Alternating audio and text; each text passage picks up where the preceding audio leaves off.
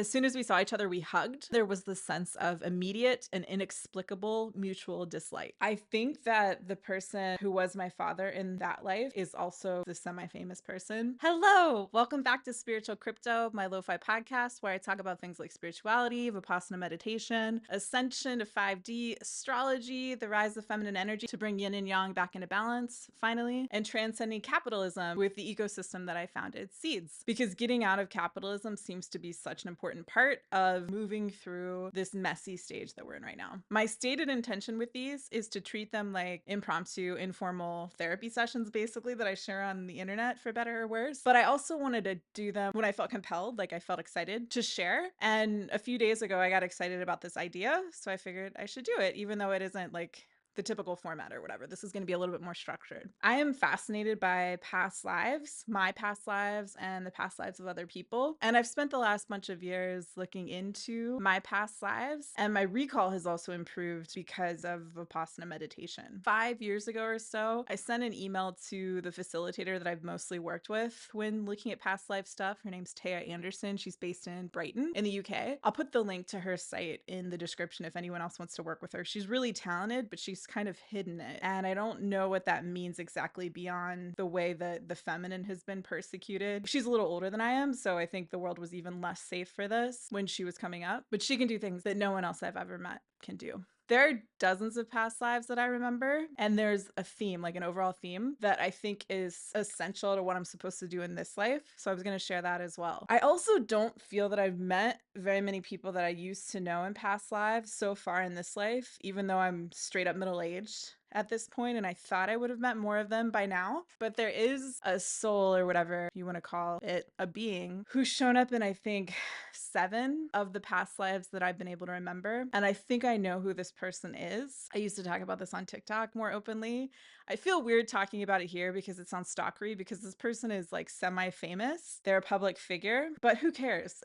Whatever. I have a small following. Even if people listen to this later, like, what if I'm right? What if what I'm sensing is actually right? And then it's really fun to look back on this and see that I had sensed it for many years. And if I'm wrong, whatever, who cares? So for a little background, I grew up in this life in like a Christian household, Midwestern WASP, small town situation. It was a non-denominational church, which meant that they did baptize, but you like chose to be baptized. You weren't baptized as a child or something. It's closely akin to Baptist churches, evangelical churches. So they don't believe in past lives. That's not something that is in their texts. And I know I felt a strong sense of morality. I really cared about, I think I was a really sensitive little kid. I really cared about other people. When I was like 8, I guess, as an example, I started sponsoring kids. If you remember those like Children's International commercials, I don't know if they're still on, where you would see kids in the developing world and you could send $12 a month or something to sponsor a kid.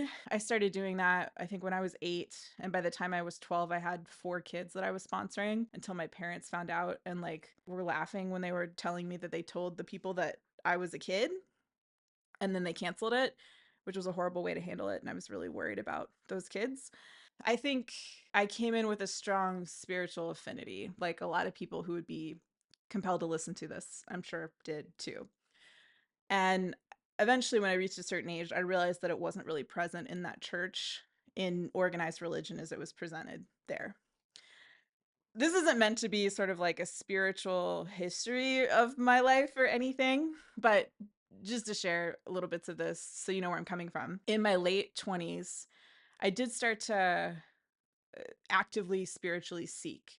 I remember consciously doing that, looking for something. I was living in Manhattan at the time. I started with Christianity because that was what I knew. And I went to like a church on the Upper West Side. And it was interesting, like sociologically, because it was so marketing-y.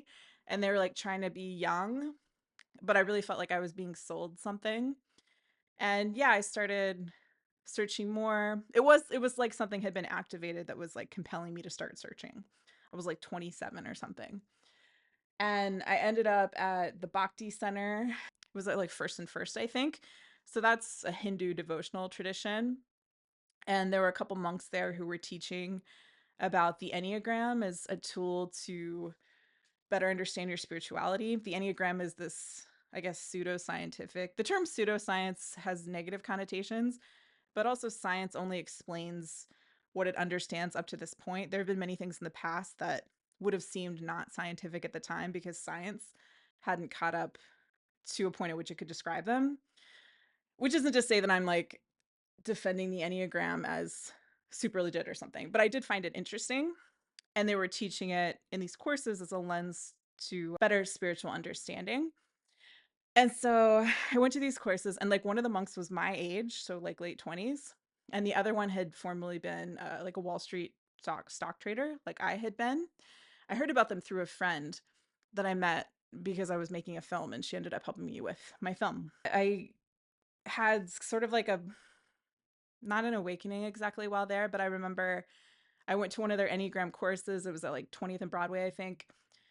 I had this like heart opening when one of the monks, the one whose heart was more open himself, started talking about how he prayed for a friend and then he met the other monk. And something about what he said was so pure that it really affected me. And I remember leaving this place and like walking north, and I walked like 50 blocks north. And on this walk, I was just crying and crying because I felt so much love for everyone. And I saw strangers on the street and I felt so much love for them. And I started thinking about people I'd known in my life I had difficult relationships with for various reasons, old abusive boyfriends, whatever, my family. And I felt love, great love for all of them. And then once I got up to 72nd, I had to walk across to like go to the train stop. I lived at what, like 166 or something at that time. And I'm walking across, and then I felt that love for myself. And I realized it was the first time in my life that I had ever felt that. I think I was 28 then. And it was this incredible experience. But then later that night, I could feel it starting to fade. And I remember I emailed the friend who had told me about this Enneagram workshop with the monks and was just sharing about how, like, I wonder how you hold on to it, how you can stay in that state. And then, I don't know, 9 months later or something like that, I found my first Vipassana course, and that was the answer. And I also learned about Vipassana because another student in a different workshop that they taught, that those monks had taught, she just mentioned it. She wasn't even talking to me. She was like across the room, and I was immediately drawn to her, and I like went up to her and asked her to spell it and signed up for a Vipassana meditation course right away as soon as I could get in. And I've heard so many stories like that from other people who have done Vipassana meditation courses. And I really have come to believe, I've talked a little bit about this before, it's like you get to a place where something in you is activated. And I think it's that you've acquired enough good karma, you have enough paramis. In the Buddhist text, they talk about paramis, these 10 qualities, these wholesome qualities. And I guess what I've been taught is the idea is that it's like you put drops in a bucket. You put drops in the dana bucket when you're being generous. The other paramis include like compassion, equanimity, morality, tolerance, strong determination. I tried to name all of them in a recent podcast, and I don't think I remember all of them off the top of my head. But yeah, I think I just reached a point where I had enough of that. And so I was able to find it. And then it was just like, yeah, I'm ready to go. And that was almost 13 years ago now that I went to my first course. And I remember in like the third course or something like that, coming out at nighttime on the fifth day. So we'd been taught Vipassana and been practicing it for a day. You work up to Vipassana at the courses. You start with Anapana meditation first. And I remember looking at the moon. I think it was a full moon or close to full. And I remember just thinking, like, I found the thing. I found the thing that I've been looking for. And I just felt so much gratitude and just like, it just felt amazing because how many of us are looking for the thing and we can't find it, and maybe we don't even know what it is. And I had found it, and I'm certain that it's the most wonderful thing that humans can find. And then your life just starts getting better and better. But anyway, I'm going to talk a little bit more about Vipassana and its relationship to past lives for me. The past life wise, actually around the same time. It would have been before I'd done Vipassana though. But I was in my late 20s, probably around 27. And I got invited to judge this business competition in Kazakhstan. It was sponsored by the US State Department. There was a friend that was invited first and she couldn't go. So she asked if I wanted to do it, and I went. And it was interesting. I'd never been to that part of the world. I'd never been to Central Asia. And while I was there, for some reason, I felt compelled to do like a YouTube past life regression. And the regression told you to like look down at your feet in the memory or whatever. And when I did that, I looked down and I saw dress shoes with small heels that it looked like a woman would wear in the 30s. And that was the first kind of glimpse I got of anything. A little later, 2014, a friend from college that I was working with on Seeds had sent me this Reddit post one time. And the question was like, parents of Reddit, what's the creepiest thing a child has said to you? And there was a lot of fun paranormal stuff in the thread, but it eventually just became a lot of adults sharing stuff that 3-year-olds told them that seemed to be about their past lives, like stuff that these kids couldn't have known. And I learned that UVA, which is a good college in the States, had an entire department, I think it still exists, devoted to children's past lives, researching children's past lives. And there were just so many stories like that. I mean, we already know that billions of people in the world believe in reincarnation because they've learned about it through their organized religions. But then also, I think, when you're looking at so many stories and so many people are saying the same things, and it seems to happen when kids are around 3. And I think that probably is because the kids are verbal enough that they can communicate it at that time, but they're also still close enough to where they came in from that they can share and remember it. A few years later, after I'd already been doing Vipassana for a bit, I was at a friend's place and she was watching her niece. And her niece had, I think it was her 3rd birthday, like that day. And I never met this child before. And we were sitting around the table and she started like pointing at my stomach and she was like, why does she have a hole in her stomach? Why does she have a hole in her stomach? And I looked down and I mean, she couldn't see my belly button or anything. My shirt was covering my stomach. And I tried to ask her more questions about what she was seeing. And I remember asking her if she'd ever seen any other people that had a hole in their stomachs, like what she saw in mine. And she pointed out the window. I don't know what that meant, if there was something out there that she could see that I couldn't see. But she was really adamant about it. So I went home and I wanted to see if I could look this up, but like, how do you even Google that? Like, 3-year-old child sees hole in your stomach. And that actually did get a result, which led me to this guy. This person, Ainsley McLeod, I think was his name. He'd been interviewed by Oprah. But in the interview, Oprah even said that she did like I think just an audio only interview because she said she felt like what he was saying was too far out there to like bring him on to TV at that time. But he had written about how there was a child who was talking about having a hole in his stomach, and he helped the parents and that child by looking at the child's past lives. So I reached out to him. He was insanely expensive, which I guess isn't surprising for somebody who's been on Oprah already. I didn't feel like he was that gifted. I felt like he was a dude who was kind of gifted, and there are so many women I've come across who have greater gifts who don't charge you a shit ton of money to work with them. But I did do one session. This was in 2017, I think. And by then I was already working with Taya Anderson, but I didn't know she could do past life stuff. She hadn't shared that that was in her wheelhouse. So I did this session with him. He verified other stuff that I had thought, which was this. In that life, it seemed to be that I was a Polish Jew. I was blonde, conventionally pretty, young, and I was a singer. And when I go into it, I can see like a white and red checkered tablecloth and a kind of sparsely decorated kitchen like you might imagine in a country like Poland at that time in history. The big remembrances from that life were that I really loved my father. I had my father with me. He was really loving and encouraging. He inspired me to pursue this singing interest that I had. And he was killed by Nazis. And I think I saw it through sort of like a wooden fence with trees around me. And he was in some sort of forested area and he was killed by a firing squad. And I blame myself because I felt like we were more visible because I was a singer. So our family was more on their radar or something like that. I didn't know anything consciously about, I knew very little about what specifically had happened when Nazis invaded Poland at different times. But I later found out, like mass executions by firing squad in a forested area in Poland in 1939. And I wonder if that was it. And after that, I couldn't really sing anymore. I mean, I did kind of sing, but it was just like the life had gone out of me. I was just devastated by his death. And my death in that life, which this guy Ainsley McLeod saw, and Taya also saw. There were these independent verifications.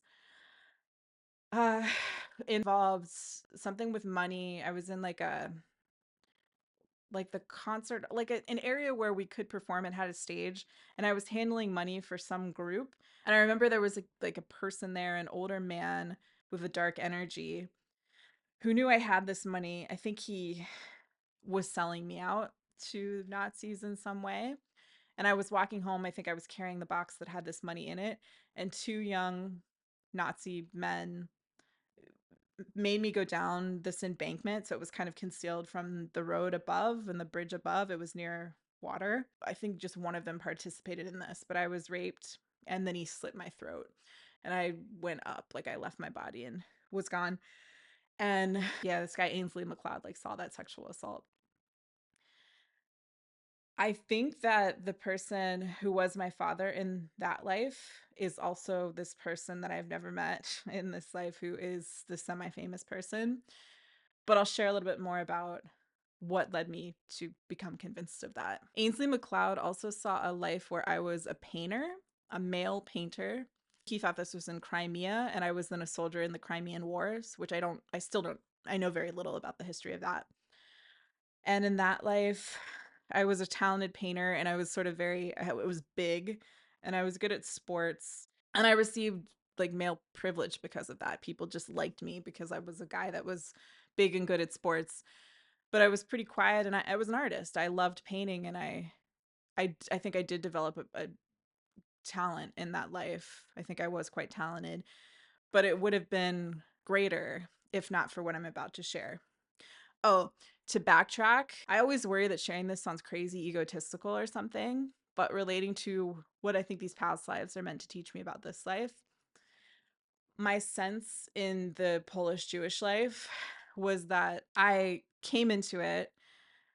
It was part of the plan. We knew what was going to happen. We knew my father would be killed. We knew that Nazis would rise. But I was supposed to be a singer who became internationally known. And if I had been able to do that, it was this idea that I would have been able to share more about what was actually going on, and the international community would have been aware sooner, and less people would have died. But I couldn't do it because I was so devastated by my father's murder. I couldn't fulfill the mission. And what's a good way to share this chronologically? I feel like I should have, if I'm going to structure a session, if I'm going to structure a recording, I should structure it a little better than I did here. But essentially, I think that's been a theme, and I'll touch on that more. I think that soul, my father's soul from that life, we've been together in a bunch of lives, at least 7 that I can recall. And there was this theme of like him being there to try and support me in doing something creative that would have allowed me to reach a lot of people. But he would die. And then I would be so devastated that I couldn't fulfill the mission. And so in this life, I think I came in with a ton of Aries energy. I'm a triple Aries. I think I was born into a family that was not going to be supportive and hasn't been supportive. There was a lot of abuse and stuff because I really needed to learn to be an individual so I could survive. Like, he wasn't going to be with me at the beginning of this life because that didn't work when we tried to do it a bunch of other times. So I had to come in. I got this energy signature to help me make it through those difficult years. And then he's going to connect with me later so that then we can do these creative things together that can reach a lot of people. And that's going to harken back to the Fall of Atlantis, which was another past life that I saw that I'll share about. That's what I'm totally convinced of in terms of, in a nutshell, what I'm supposed to do in this life. But I really thought I would have connected with him already by now because I'm getting older. I'm 40 already. I'll be 41 in like a month. And I've kind of complained about this in multiple recordings, but I kind of just didn't think it would go on this long, but it has. And okay, I've had to accept it. Okay. And I understand more of what I'm clearing out of these, because of what's happened in these additional years, like the sort of recent stuff that I've been going through that has been more challenging for me because it made me confront lack of support in my family, kind of like a final time, I think. And because I was stolen from by someone I'd helped, who's this male person who has this really dark attacking energy. There were more lessons in that. I totally get it. But anyway, back to the past lives. So in this painter's life in Crimea, I then had to go to war, I guess. And during training, I met this other soldier. And he was really, it makes me smile just to go back into this recollection. He was like sly and funny. He was so smart that he would say stuff to call out the authority without the authority getting mad at him. I guess we all had to go. We must have been drafted because I certainly wouldn't have signed up for that. It doesn't seem like he would have signed up to fight either, unless he really needed the money. He might have needed the money. I've never thought of that before. But yeah, it does feel like he probably came from a poor background. He's smaller than me physically. I think he has dark hair. I was just a big dude in that life, and I was strong and stuff. And I fell in love with him. And I didn't have the word homosexual. I don't know if anyone used that word at the time, but we were in love. I feel some shame when I go back into it because I think there was a sexual aspect, a bigger word, like the whole sexual dimension to that relationship. And I think I did feel shame about that, but I don't think like falling in love with a man was a thing that was known as a thing in that time and place for me, based on what I feel like I can recall from now. And then he was killed in the fighting. I was so shut down after that because the other piece of this was that he saw me. He didn't just play into this like male privilege, like, oh, this is a big athletic person, whatever. So we just like this guy because that's how people treat big athletic guys in this patriarchal heteronormative society that we still live in. He saw me for who I really was. He knew that I painted. He thought I was a talented painter. He recognized me. I felt like he recognized me, and he did. And so it was like not having that for however long before I met him and then losing it. I couldn't be an expanded person after that at all. And my sense of the later years of that life is that I went back. I'm in a studio in the woods where I painted. So I continued painting. I think I lived, at least 30 years after that. I lived into what was considered to be old age for that time. But I was alone a lot of the time, just painting, and I couldn't really interact in society. I think I had a mother who overly idealized me, and she died, and maybe I inherited her house. And then the studio was on her land. It's a sort of similar idea. Although in that life, I don't think, well, if they'd known I was gay, that would have had a big impact. Kind of a similar thing, though, I think, to the Polish life, although this would have been before the Polish life in terms of like Earth time chronology. It was this idea that if I had been able to fulfill my highest path in that life, my art would have been shared and it somehow would have had this greater effect on more people. I never thought about that before, but maybe knowing I was gay would have been part of that. But yeah, I couldn't do it. I was too devastated because he died again. And in that life, I've forgotten this until I started talking about it. It feels similar in that it is like this life, in that I didn't have him with me, from birth, like I did when he was my father. So I was used to not being recognized. And that's been my experience so far in this life. Yeah, in that life, at least, I didn't get killed horribly or have a short life. So I think that was part of this experiment where we were seeing what would happen if he came in when I was born and could support this higher mission. We could work on it together. What would happen if he came in later in my life? And now in this life, it's this thing of like, I had to live to middle age. I haven't met him. And whoever he is, even if he isn't the semi-famous person that I'm convinced is him, I haven't met this person. So yeah, it was this experiment of like, okay, she really couldn't do anything. She couldn't function whenever she knew him from birth, and then he was killed. So let's do this other experiment. I think it's this kind of idea of like trying different things where it was like we would be together from the time I was little or he was little, and other lives that I'll share about, just kind of seeing what would work to help shift the world, I think, and what didn't work based on how much I could function or he could function, because I know I died early in at least one of the lives we were in, to see what would achieve this goal of shifting energies on Earth. I think that's the larger theme. I'll share this because it feels related. He wasn't in this life though, but around that time, 2017 summer, I did my first Vipassana Satipatthana course, which is a little bit more advanced course where you're actually going through the Satipatthana text while you're there. And I remember you can read the text at this course. They don't allow you to read in the earlier courses, which is good. It helps you just to focus on your experience of the meditation. But in the Satipatthana courses, you can read the Satipatthana Sutta. And I remember reading it during the course and realizing that it said something about developing through the jhanas and your past life recall improving. And I was like, oh, that's what's happening. I've just done enough Vipassana now that it's starting to get easier. Because at the same time, like, yeah, I did go to this expensive ass practitioner. But then I realized when I kind of tuned in after having this session with Ainsley McLeod, who, by the way, talked about how the average age of his clients was 39, which was a little older than I was at that time. I would have been 34. I was just thinking, like, yeah, because fucking like younger people can't afford this shit because you're so expensive.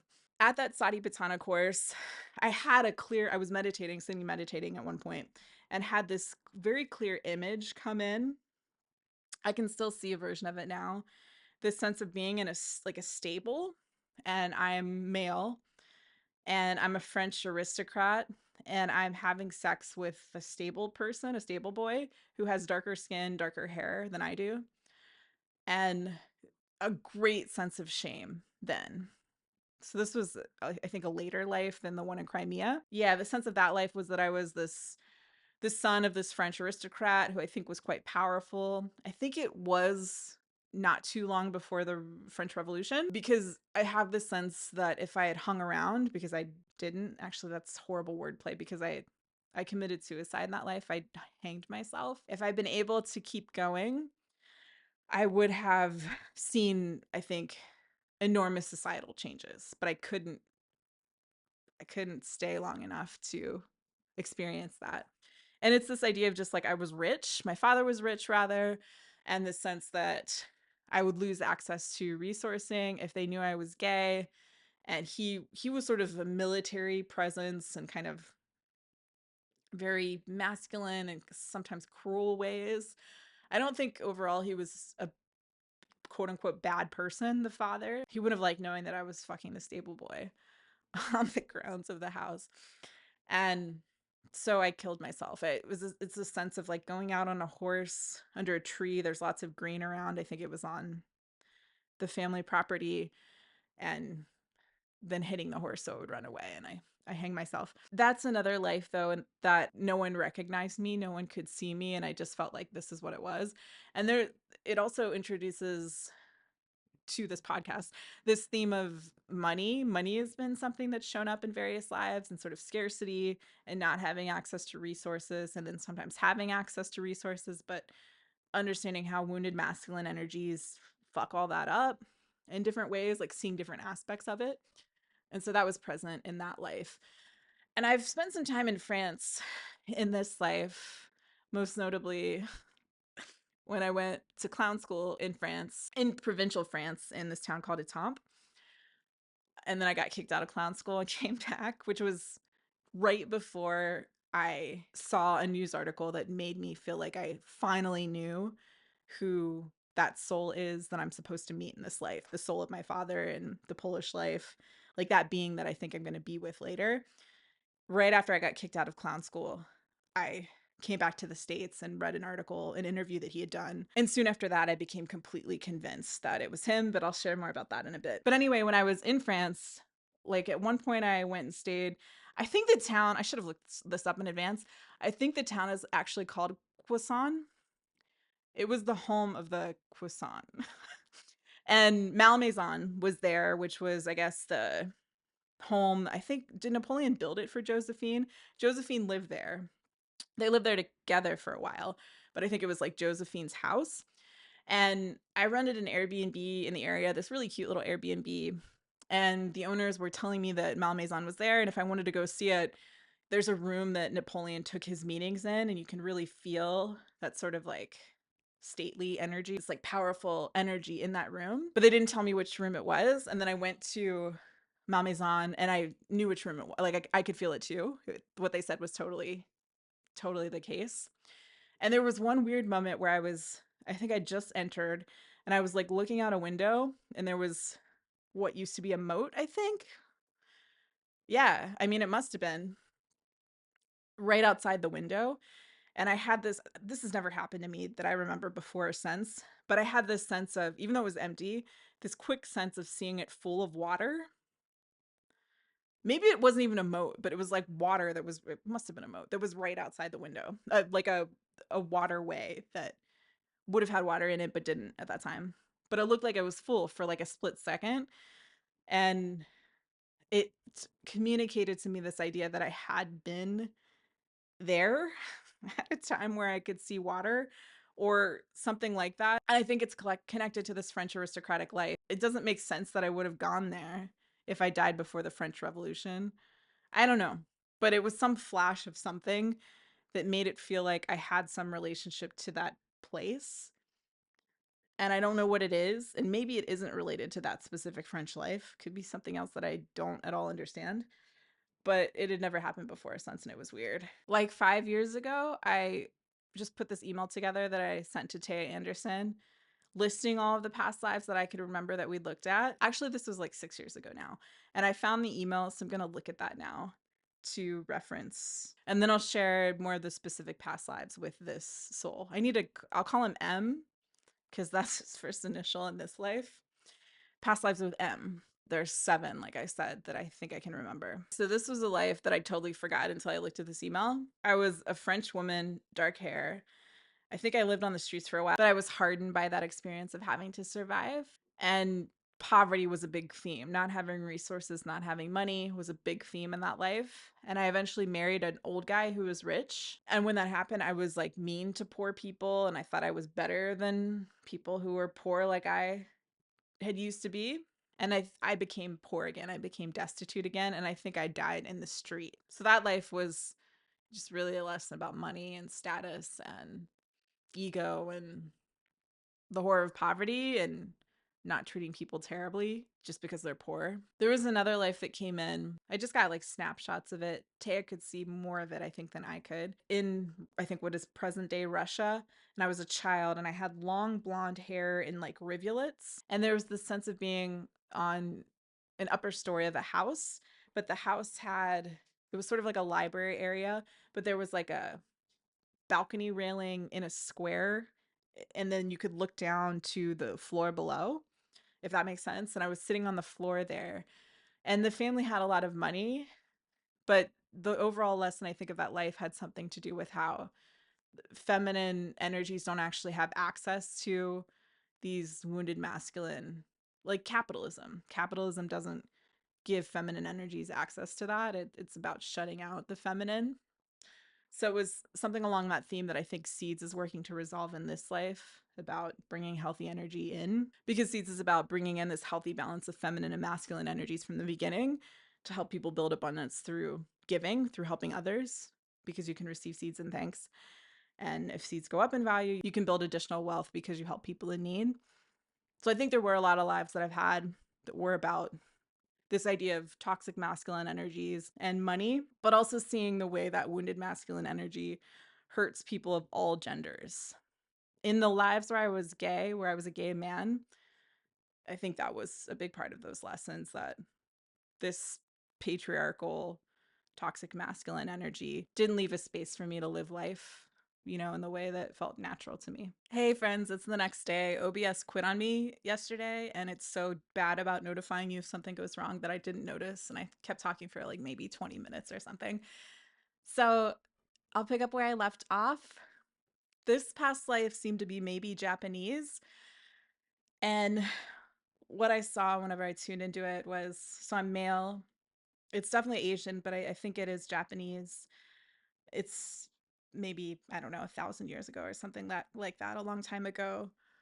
And I'm standing on this wall that seems to be surrounding maybe a palace or something like a palace.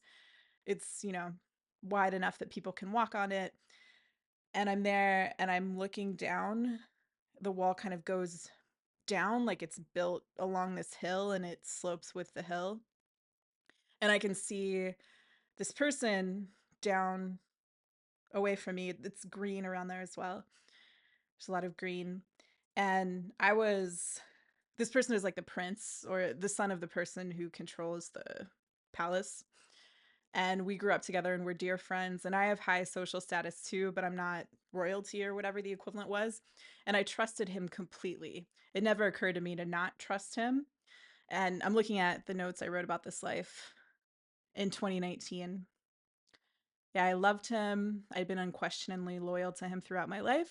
And there were walkways on top of this wall, and there were archers there defending it. When I'm on the wall, I'm looking down the length of it, greenery to my left side. It's kind of trippy when I look at this because I didn't read this before. I just said, just now, as I said, that it was green around it. That was something that I was getting as I tuned into it. I didn't remember that I wrote that there was greenery there 6-ish years ago. So it's cool whenever you kind of see those validations. And he shot me with an arrow, I think, and it pierced the upper left side of my chest above the heart, and it killed me. And sometimes when I meditate now, I can still feel tension and tightness there, and I think it's related to this sense of betrayal by someone I completely trusted. And I realized that until yesterday, when I started talking about this life, but OBS had stopped recording and I didn't realize it yet, that I hadn't ever thought to ask why he did it. And I think that harkens back to the unquestioning nature that I had in that life. It didn't even occur to me to ask that question in this life, but I had that thought for the first time ever yesterday. And as I tuned into that, I think he was jealous of me for some reason. It had to do with my wholesomeness. There might have been a woman involved who liked me, something like that, I think. And I don't think I've encountered this soul for sure in this life personally. I don't know who this person is. And that's been true for almost all of these lives that I've looked at. I very rarely recognize people that I think I've met so far in this life, with a few exceptions. And the most notable exceptions are like the 7 lives or whatever that I've had with this person, M, this semi-famous actor. I'm totally convinced that he was present in those lives, even if that sounds crazy. That's what I think. And I've thought that now for 6 years or whatever, almost 6 years. I think I'll take this moment then to kind of share. Maybe this isn't that interesting, but I feel like sharing it. I came upon that realization after I think a couple years. Yeah, it was at least since 2017, I think, of going through this weird period where I would suddenly become infatuated with famous people, very like a single famous person for a period of time, varying degrees of fame. That doesn't sound that unique or something. Lots of non-famous people get infatuated with famous people, but I had never had an interest in that prior to this. And it started happening when I was at least, I don't know, 33 or something. It wasn't like a teenage kid. And I would just find the specific, sometimes very niche, famous-ish people, public figures to some extent. Some of them weren't very famous at all. And I would just get infatuated with them and imagine having a relationship with them. And it was weird. And I'd already at that point been totally celibate and not dating anyone for at least over a year. And it just started happening. And it was kind of embarrassing because why was I getting infatuated with these people I didn't know, kind of thing. But I think now what was happening is that it was kind of cycling me through these energies or whatever, were moving me through some relationship related stuff I still needed to clear through imagining relationships with these semi-famous people. And then that made me open to the idea of imagining the possibility that maybe this being who had shown up in so many of these past lives was actually a public figure. As embarrassing as that is to say, I think that's what happened. And it took place over a period of a couple years. And yeah, I'll share this now too, because it's more fun to talk about. I'm not even that interested in this particular past life. It's I'm this Japanese life I just talked about. It's I'm most interested in the lives connecting to him, to M. Probably because I feel I miss that being so much and I really want to connect with him in this life. I think that's why. Okay, so after this period of years of getting these weird infatuations with, it would always be one person, one public figure, some more famous, some less famous. and I'd be working something out that I needed to release relationship wise. Like, one, I can't even remember who it was because it was someone who wasn't very famous, had some sort of dark energy in him, I remember. And it was like, I developed this infatuation to start to be able to recognize, consciously recognize that dark energy and then no longer connect with it. So it was like, instead of actually having relationships with real people to work out those lessons, it was like I was almost doing it imaginally. And I think it actually did work in that I don't think I'm going to ever, like date a person who had that kind of dark energy in them in that specific way, because I did this weird exercise involuntarily. It just started happening. And then, as I mentioned earlier, after I came back from France because I got kicked out of clown school in it was early April of 2019, I came back to LA, to the States. And I felt like doing something American, particularly American, because I've been gone for a few months or whatever. So I was like looking up like a movie to go see. And I saw that this movie was coming out in the next few days or something. It was premiering. And I read an interview with the filmmaker, and I'd heard of him before, but he wasn't that famous. He was on a show that was like kind of a hit show, but I had never seen the show at that point. I think I was vaguely aware that he was from a filmmaking family, maybe, but I didn't know much about that. And then I read this interview that he gave, and I thought he sounded like a nice person. And that was what made me interested in seeing his film. And so I went to go see it, and it opened wide in thousands of theaters. So it was meant to be this sort of like proper Hollywood production. Even though it was an indie film, he made it and he brought it up through the festival circuit. So I go to see it. It's me and one other person in the theater, I remember. And I watch this film, and it's about a Polish teenager, a young Polish woman who wants to be a singer, and she's lost her father. Her father's no longer in her life. And she finds this sort of surrogate father figure who has lost his daughter, his daughter is no longer in his life. They're still living, I think, those characters. And this sort of surrogate father figure helps to coach her to become a singer. And then she goes through like a singing competition. And I saw the movie, and like I enjoyed it, and I cried during the movie, I remember. And then I went back, I was staying in an Airbnb in like Silver Lake, and I was watching an interview with this filmmaker. He'd done there's this channel DP30, and that interviewer I think has a lot of problems with misogyny, but he is knowledgeable about film.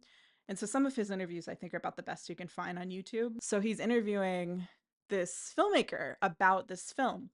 And he's like, why did you want to make a film about a Polish teenage girl? Like, he says that like that was a weird thing for this filmmaker to want to do, for M to want to do.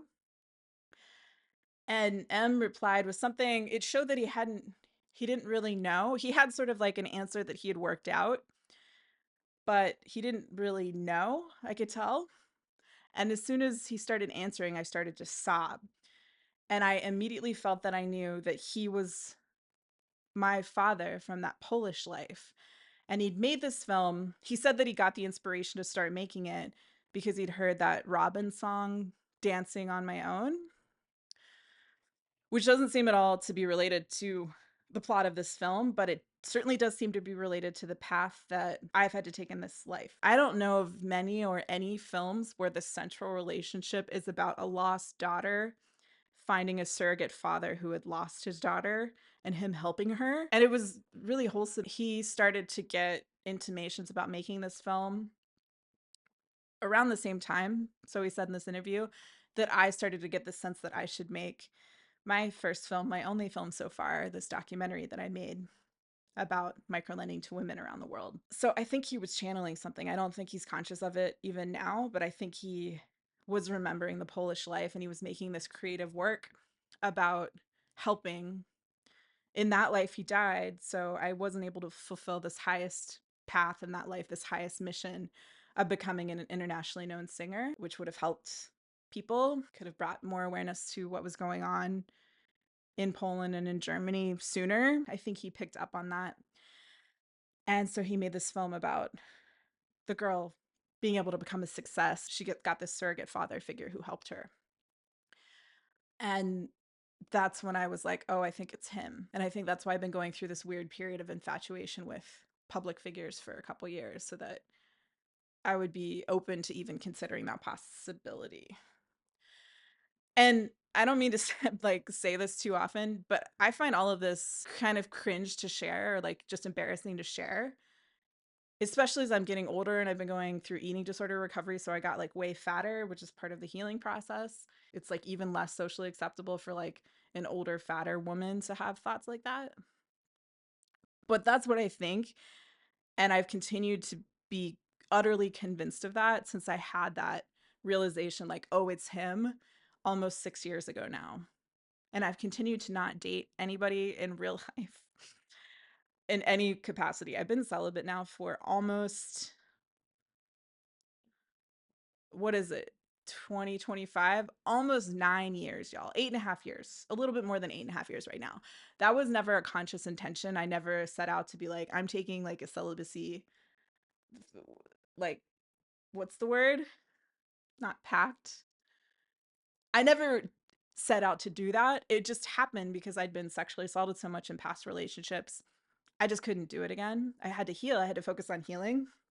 And so it's been this even more sort of isolated path in the past bunch of years. And it's not healed yet because I'm still seeing even in sort of small interactions, even though I'm like totally a hermit and have been for a while, I'm still having these sort of weird abusive interactions with people that have narcissism in them. And then I'm confused about why I'm being treated in this weird way. And it doesn't seem to make sense. And I think it is that as the ascension is happening and the rise of the feminine is happening, what seeds is and what my mission is to help us actually achieve what we tried to do in past lives, like bringing this healthy balance of feminine energy back. And seeds is about helping us transcend that in the economic system, which I think is totally crucial because capitalism keeps us trapped in that old scarcity driven toxic masculine way. So I do have this sense that I'm running into more of this weird energy that kind of just seems to be attacking out of nowhere. I'll think about interactions and I'll think like, well, maybe I should have done this a little different way, or maybe I should have chosen my words more carefully when before I shared this and they had this strong reaction or whatever. But in some of those instances, especially more recently, it doesn't seem like there was much that I could or should have done differently. It just seems like this energy is coming through people because it wants to keep me in a lower vibration because of what seeds is going to do and because of what I'm here to do in this life. And then when I get into ego, I guess I worry that that sounds too grandiose. And I know that this world really fucking likes to knock down women who it perceives to be like rising above their station or something. But this isn't, except for insecurity, I think, about that attack and what this world does to women. I don't think I have very much ego in this at all. I don't care very much about what happens to Rachel beyond like wanting to care about what happens to everybody, you know? I mean, I want Rachel, this being, to be comfortable and to be able to be secure enough to be creative and to make things. But it's all about, it really is, it's about helping us get out of this mess. And it's really externally obvious right now, especially since Trump got elected again. And so, yeah, I just think that that's what I'm supposed to do. And I think I'm supposed to reconnect with this being so that we can both work on this mission. But I'm the one that came in a female body this time, so that gives me some understanding of feminine energy that is available to people in female bodies.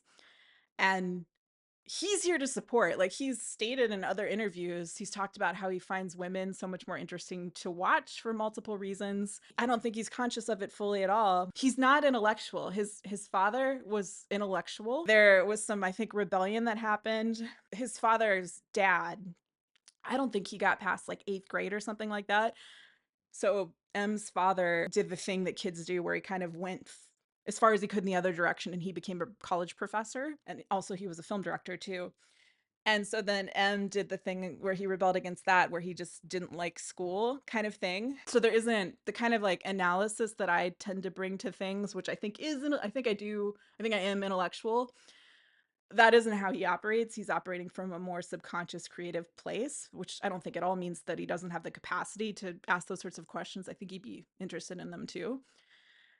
but that's not where he's coming from. So it's like, I think I was supposed to be the one to kind of recognize these things. I would be the one that would see an interview and think like, oh yeah, he's the person from these past lives.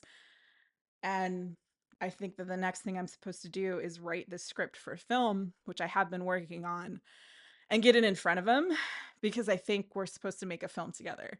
And I feel so weird saying that, but it's what I think. That's the other thing. In the last several months, when I got robbed and then being kind of put back into scarcity energy, worrying about money because I was robbed, because before the theft, I was effectively independently wealthy. I had enough, I could just use the money that I had to make more money. That put me in a position where I was literally worrying about how to pay rent. Then I had to interact with my family again, and they have wealth, and I had to ask them for help. It just made me confront more stuff. Like, there was more stuff to clean up about my interactions with my family that I had the opportunity to do because of the theft that I wouldn't have done at that time otherwise, for sure. And also confronting things about seeds that need to change and about the way I interact with seeds in the seeds community. So that I understand totally that that was a gift, but it was like that happening put me back into this lower vibratory state. And I haven't worked on this script much at all for really, I think, like a couple months now. So I need to prioritize doing that again. And it's going to help seeds as well. Like, the visibility that that could bring would be really helpful to seeds. And I think that's just what's going to happen. But these lower energies are trying to dissuade me and stuff, trying to keep me from being creative. And so I just need to meditate more and, let that happen and not react to it. Be equanimous about it, and eventually it'll stop happening. So when I'm talking about these past lives, the ones I'm most interested in are the ones with him. But I want to share more of these. Like, yeah, like I'm just not as interested in these, but I'll share them briefly. So there was a life where I was a boy. I was like 10 years old, and I stole a chicken from a farmer. And there's like some kind of wooden structure there, maybe near a mill. Maybe it is a mill of some kind. And when the farmer discovered that I stole the chicken, he beat me to death. And I forgot this until just now, but I was just reading the notes that I wrote about this in 2019 about this life. I noted that when I was 10 years old in this life, I had this really strong sense that I needed to write a book before I turned 10 because I was afraid I was going to die. And nothing happened around that time that was like didn't have any accidents or anything like that. And I wonder if that was related to this life, to the fact that I did die around that age in this life. And the lesson there, I think, again, was just about money and poverty and scarcity. But also, I was a male child, and I think I was cocky and just kind of this streetwise kid, and kind of seeing just more different facets of lessons about unhealthy forms of masculine energy and money, and how those things aren't working. They're not working well. This next life was one that Taya picked up on more than I did, which is kind of interesting. But I was an inventor. I think I was Nordic. I was male again. I've been male in so many of these lives that I've been shown. Blonde hair. And I scaled a successful business after inventing something. But I was kind of a shitty person. I was kind of arrogant. I had a male friend, and he worked with me on the business as well.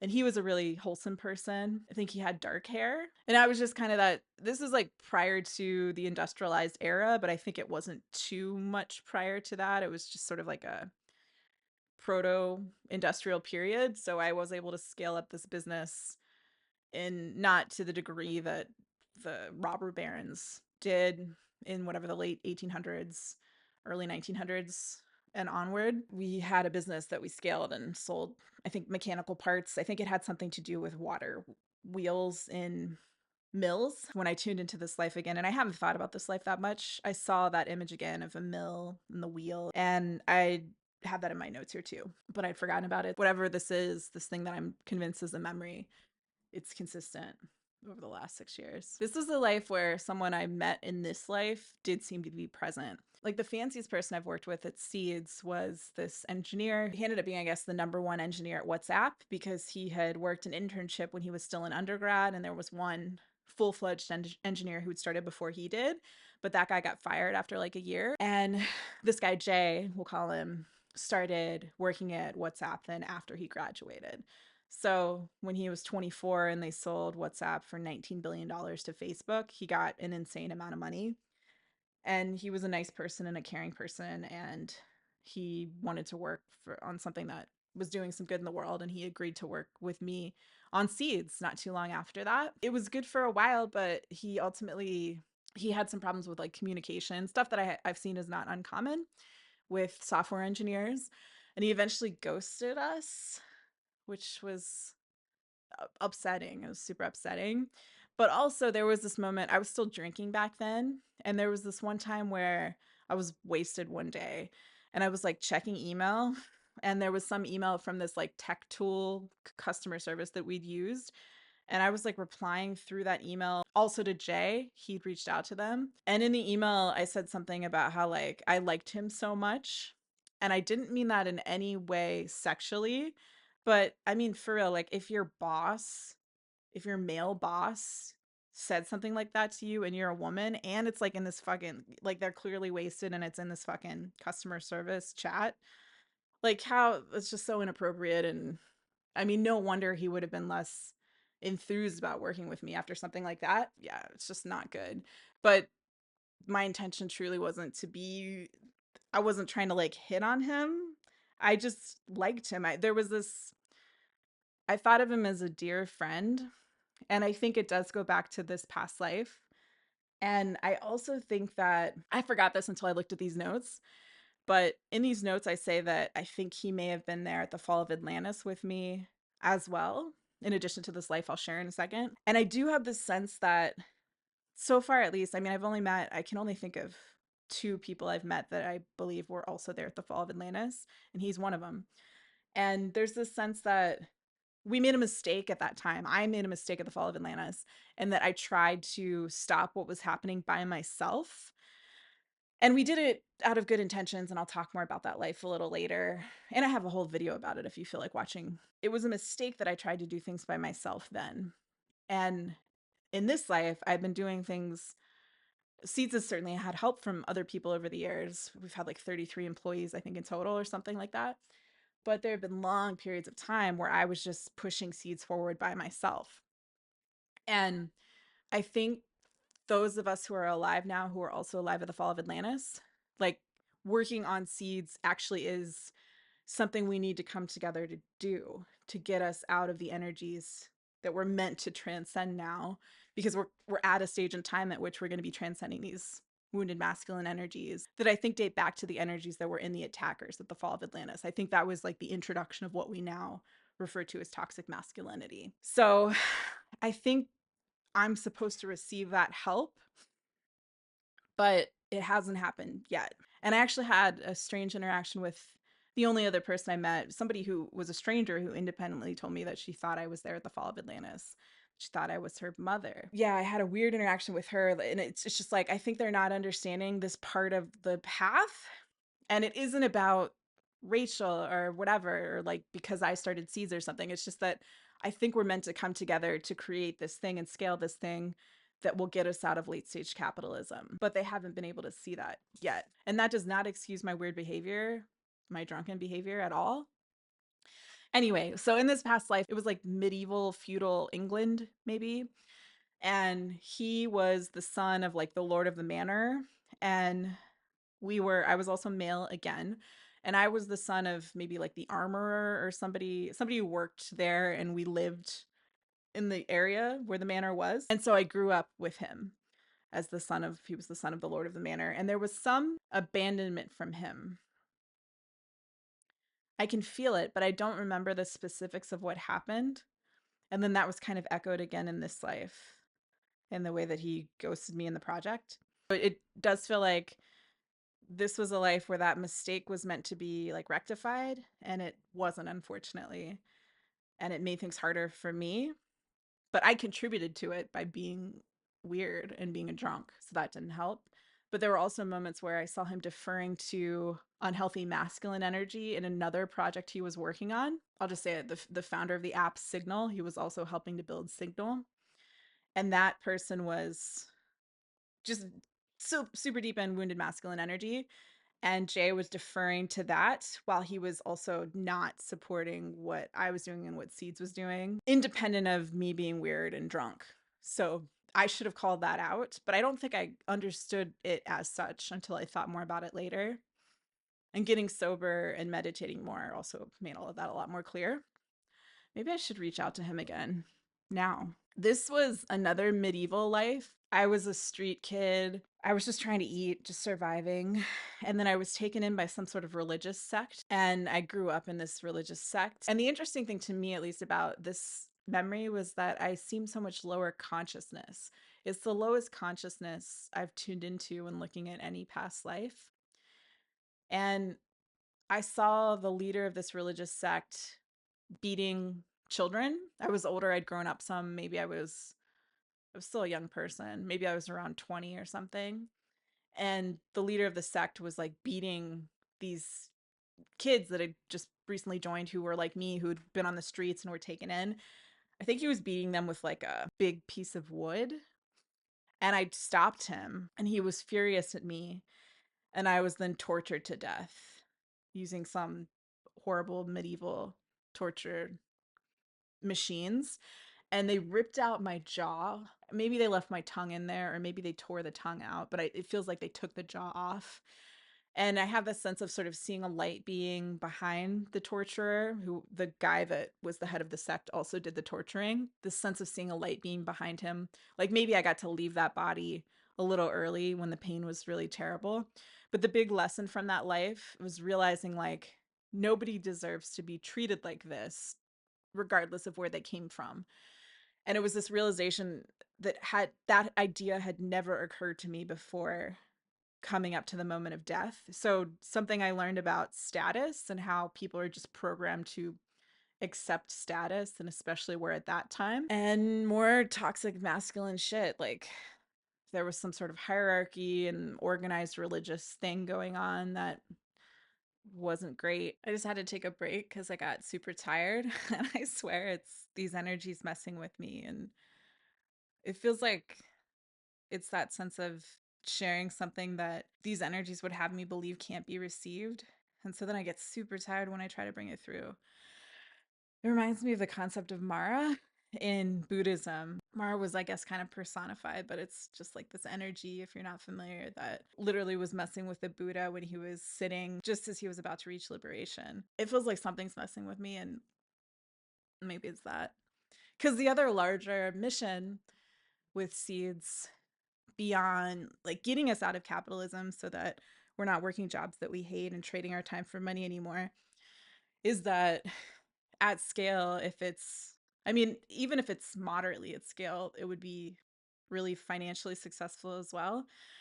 And I would want to take whatever my share of that money is and use it to like make more of Vipassana meditation centers, and energies that are feeding on people's fear and stuff aren't going to be into that. I've got a few more past lives here on my list that I'll go ahead and share. I don't think I'll share all of them because some feel less relevant. There was one where I was a witch or something like a witch. It seemed like it was probably in the States after Puritans had come over, and I had a daughter. She was a child. And they didn't like that I was there, and there was some kind of typical witch hunt thing ended up happening. But I have this sense that I was arrogant actually about it. I didn't think they would actually harm me. They kind of blindsided me, but it happened in part because of my like overconfidence, and that was part of my mistake. And they walled me into a cave or something. It was a horrible way to die. And they left me in there, and I guess I suffocated. I still have some claustrophobia in this life. It's not horrifying, but it's definitely there. I have to get a breast MRI in like 2 weeks or something because there's high risk of breast cancer in my family. And those aren't fun. You can't move. My claustrophobia really kicks up whenever I have to get those done. And the other piece of that is that my daughter then didn't have a parent.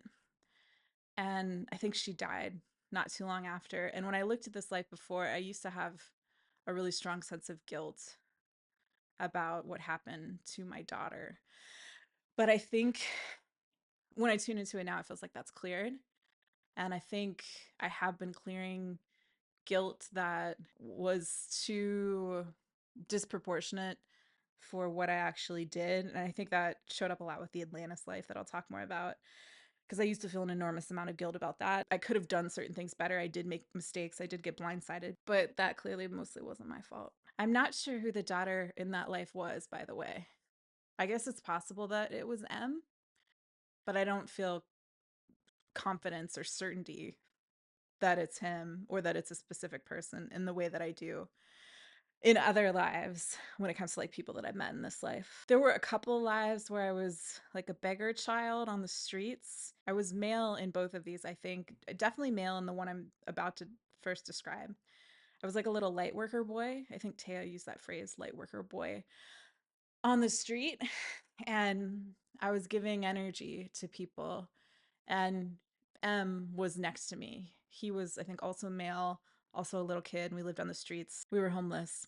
And I feel him on my left-hand side, on like the feminine side. I can feel his energy there. And we had a lot of joy that we were sharing with people. Felt like a life where we were giving energy. And in this life, M has actually said in a little interview snippet that I found, he talked about when he was a kid, he spoke about a past life that he remembered of his own where he was homeless. It was like a 1-minute interview snippet or something I found of him on a red carpet. I'm so much more interested in talking about these lives where he was there. In this other life where I seem to be a kid on the street, I think also male, but it feels less masculine to me for some reason, more neutral, less polarities. But there was this sense of sort of like being in a hole of some kind, like a physical hole, and people would walk by above. So we're going about their business on the street, I guess. And I had the sense that I had to like bark almost, like I didn't speak language or something. And I had to like get their attention really quickly and take whatever they had to give me really quickly. And I think that lesson for sure carried into this life and was exacerbated by my mom in this life. She just like unthinkingly had this idea that there was this sort of withholding male presence, and my dad played that role at home, and they would be withholding. And so if there was an opening where you could get something that you needed, you better get it real quick. And I don't think she had any consciousness of this, and I wasn't even aware that she was conditioning me with that patterning until pretty recently. And I think that does harken back to this life, though. This sense that if I didn't yelp, if I didn't act quickly, almost like I was like a seal. That's interesting. Was I not human in that life? It's possible. I never had that thought before when looking at this. The sense that I've always had when looking at this life was that I was in a hole. There were people walking past above. Like I was looking up to where the opening of this hole was, and I had to bark and like reach out to them. It might not have been a human life. Whoa. Maybe that's why it feels less masculine too. I haven't been able to remember any lives that weren't human before. Animal, as in there've been other weird things that seemed like they maybe weren't on Earth. That's really interesting. That might be right. In the Buddhist text, it talks about how hard it is to get a human life.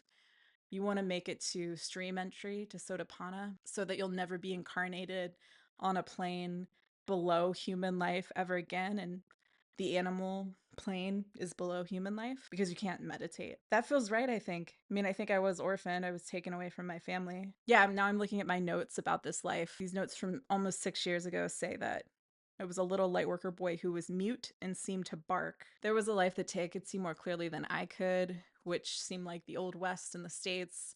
And I was a prostitute.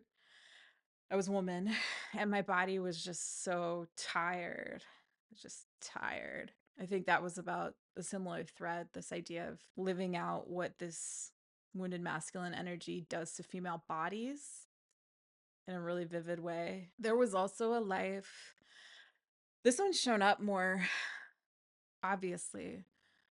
It's in a place where it's desert, it's all sand. I have dark hair, I have darker skin than I have now, dark eyes, and I was starving, and I had a new baby.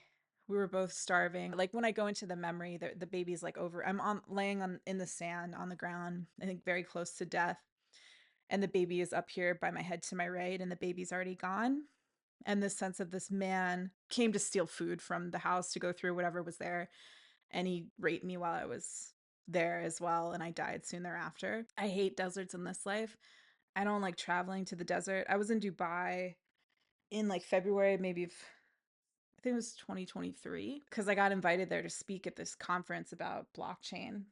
And I couldn't wait to leave Dubai. And it felt like something bad was going to happen if I stayed there, related to this like wounded masculine energy. I just couldn't wait to get out of there. And it feels like this was in that part of the world.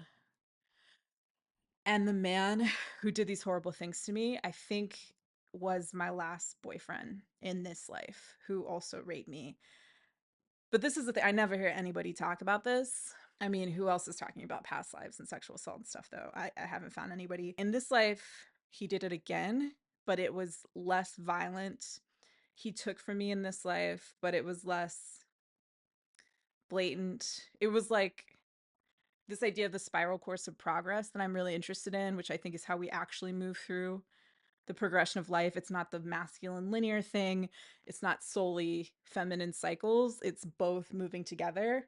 And we need to start modeling human made systems on that patterning in order for things to make more sense here and be healthier. Because like line goes up forever. Like the stock market obviously isn't working. So it was like I ran into this person again in this lifetime. And he did a lesser version of terrible things he did to me in past lives. But in this life, I wasn't awake enough to see it in advance and stop it. I was still too in this energy of finding shitty men and doing too much to support them that I learned growing up and that society puts in our heads as a thing that women are supposed to do. And some of it, not to be too hard on myself, some of it is about survival in capitalistic systems and whatever. So in this life, he did similar things and he did it less blatantly. Another thing he did was I gave him an idea for, he was a startup founder too. That's how I met him. And I gave him an idea to a better idea than the one that he was working on. And that's the thing about it too. He listened to me so little that I said it like 10 times or more before he finally heard me. And then he took the idea and he raised like $5 million from venture capitalists. And it really showed this stark difference in that how fucking discriminatory that awful industry is, because over 98% of the money that they put into companies goes to male founded companies. How do I describe him? He had a law degree and this is an anecdote that does shed light on his character and stuff. And at his law school, which was a pretty decent law school, he was the highest in his class in the negotiation course because he would lie, because he would make it seem like he had something to offer that he didn't actually have to offer to get people to think that he was giving something up. So that was what he was like. And he was like this kind of wheeler dealer type of person, and he could be very charismatic, and he had some problems with narcissism. So I had to see that, even as I had to be next to it because I was still dating him at the time, and see that a guy who behaved that way could take an idea that I literally gave him that he didn't even have the foresight to recognize until the 10th time I'd said it or whatever. And then he would raise $5 million with that idea. And then his company failed not too long after, a few years after. At one point, I asked him for equity or something in the company because I'd given him the idea, and he wouldn't give it. So, I mean, he just wasn't a good person. He behaved poorly in all of those situations. But it also really showed me how fucked up everything is. There was another instance where I introduced him to one of the investors in seeds, this woman who had gotten involved in startup investing expressly, she said, because she wanted to support female founders. And I introduced her to a bunch of founders, like 6 or 7 women, and then him. And she put way more money into his company, which again was a company using my idea, than she did in any of the women she invested in. She put twice as much money into his company as she did into Seeds. And when I look at the past life path, I did better this time. And then it was a few years of more healing. And then I was eventually strong enough to be able to report the rape to the cops. And I had to like figure out where we were at the time that it happened to like call the right jurisdiction and stuff, because we were at this house that his parents owned really close to Mar-a-Lago, actually. This was before Trump was elected the first time. And it was a fucking nightmare, man. Like, reporting rape to the cops is, in my experience, almost as bad as actually being raped. And that's not an exaggeration. They were awful. They were so fucking terrible. But I was at least able to do it. And I really did it with the intention of, like, I recognized that I had healed enough, that I was strong enough by that point to actually try and report in the hopes that it would stop that from happening to somebody else. And I even was able to go to a local paper when the cops were so shitty to start talking about them running a story, but nothing ever happened with that.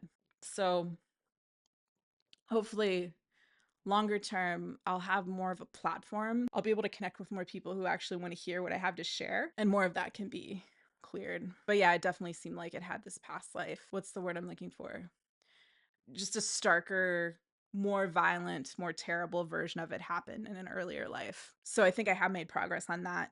I'm not going to run into somebody like that again. I mean, that was the last relationship I was in before I'd stopped being in any relationships. And so I've really learned that lesson. I'm not going to do that again unless I completely trust that the person is good, is trustworthy, is caring, is kind. It's so much better to be by yourself, obviously, but like especially women, I think like my age or older, we're really conditioned to think that like you're supposed to get in a relationship or something with like a hetero dude. And like, I was just thinking about this the other day. The trick of that is really smart, actually, because if you take a thing that's actually not good for a vast majority of people, and I mean, you can look at the statistics, men are happier, hetero men are happier in marriages than women are. Women are less happy once they're married than they were before they got married because it's so beneficial for men and detrimental for women in the vast majority of cases even now. So yeah, take a thing like that that's actually bad and make it seem like there's scarcity around it. Like if you don't get into a relationship by a certain age, like I was just thinking about this yesterday. In the late 90s, what was it, like 97, there was that film with Julia Roberts, My Best Friend's Wedding, and the whole premise is if we're not married by 28, we'll marry each other. That's so fucked up. That's so fucked up. And that was what popular culture said. If you look back, I mean, if you go back and watch movies up to like 2000, I don't even know, 7, definitely through the aughts, that idea is still held, where women were just supposed to get into relationships and they're supposed to know that the guy is actually lying or being shitty.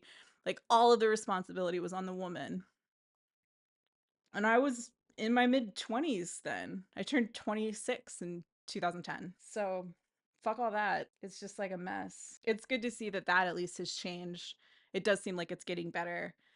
It seems like there's a lot more women, straight women, who are just like, I'm way happier by myself. And that's good. Another life I had, I was a native in the States. And before it was the States, I was also male again. And I was a chief of some kind. And it was when like white colonizers were showing up, and I had a really peaceful energy.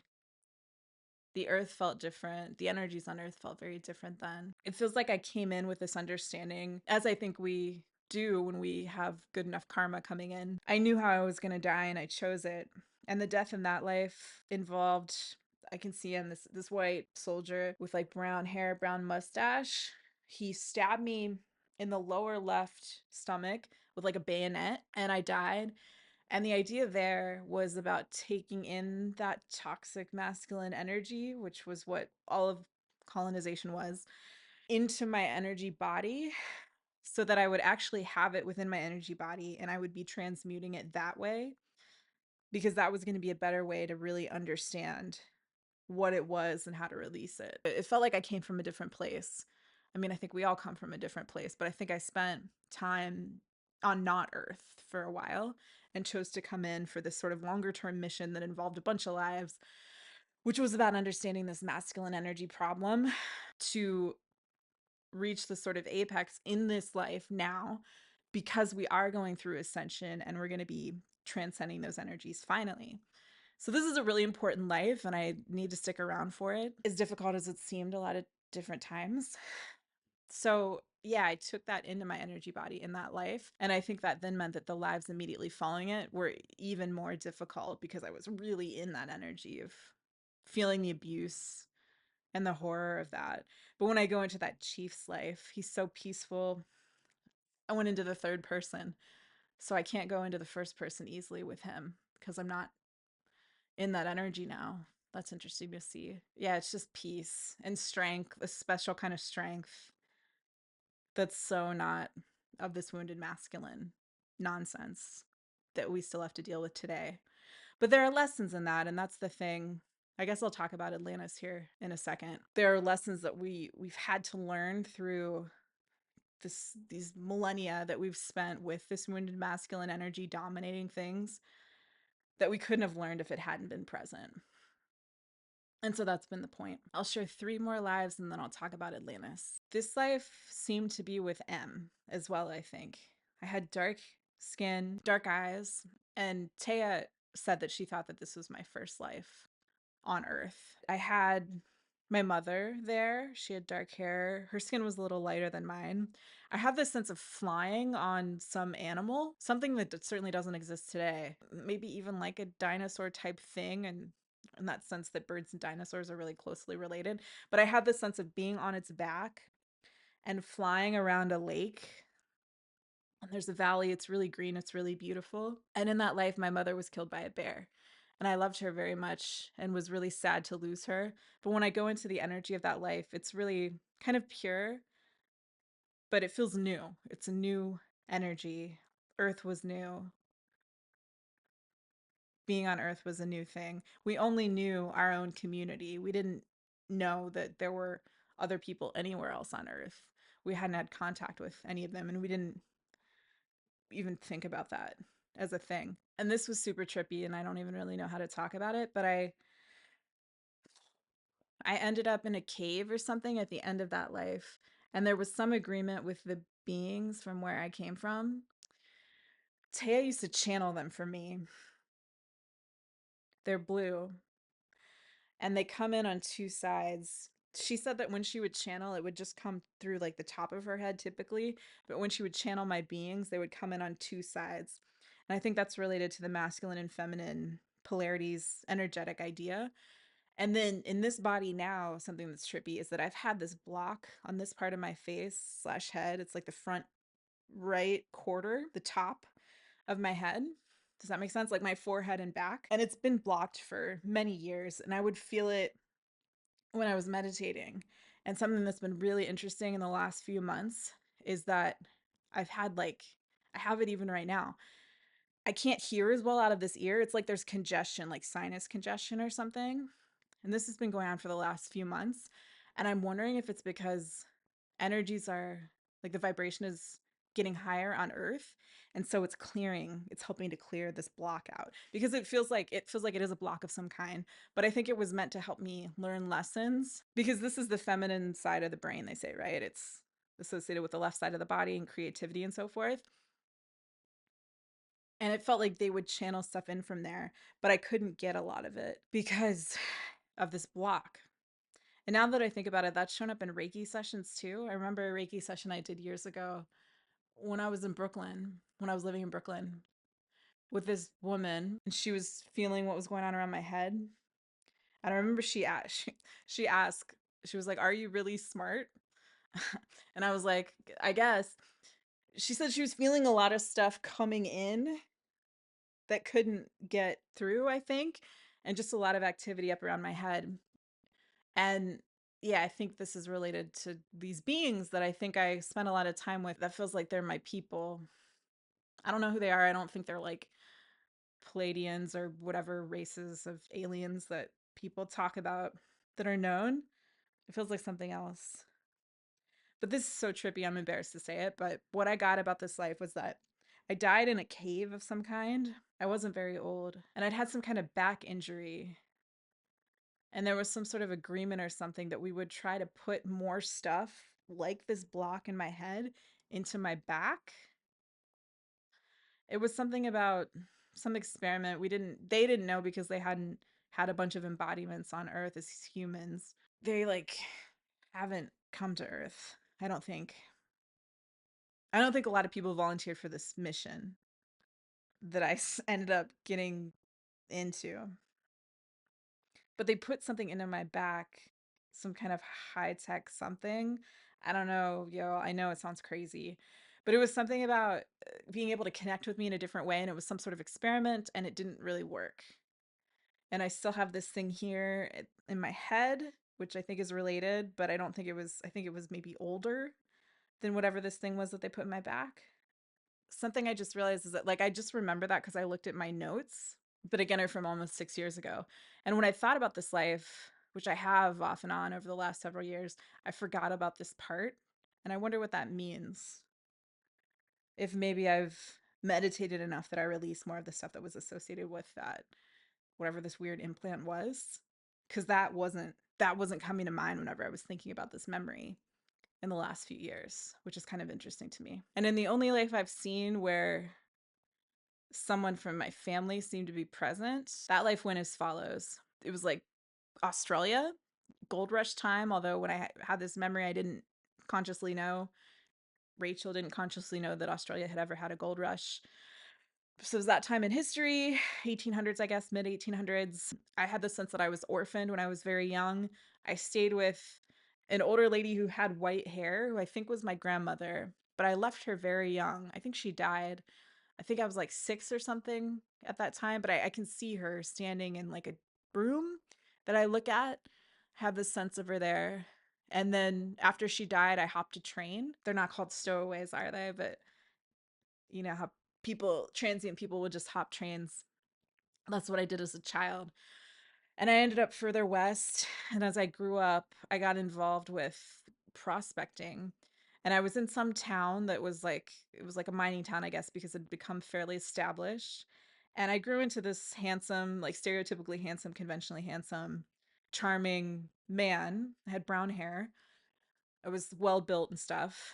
And I fell in love, or thought I did, with the daughter she had dark hair and kind of like a narrow nose of the like rich guy in that town, the banker in that town.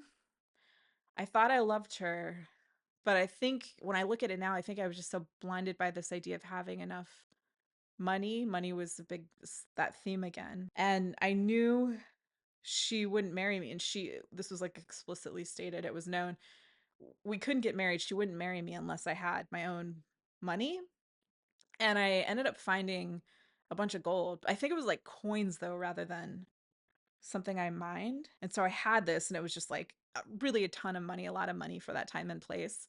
And I'd been so poor for so long that it was just like, wow. I hadn't had it for very long. I think I hid it somewhere.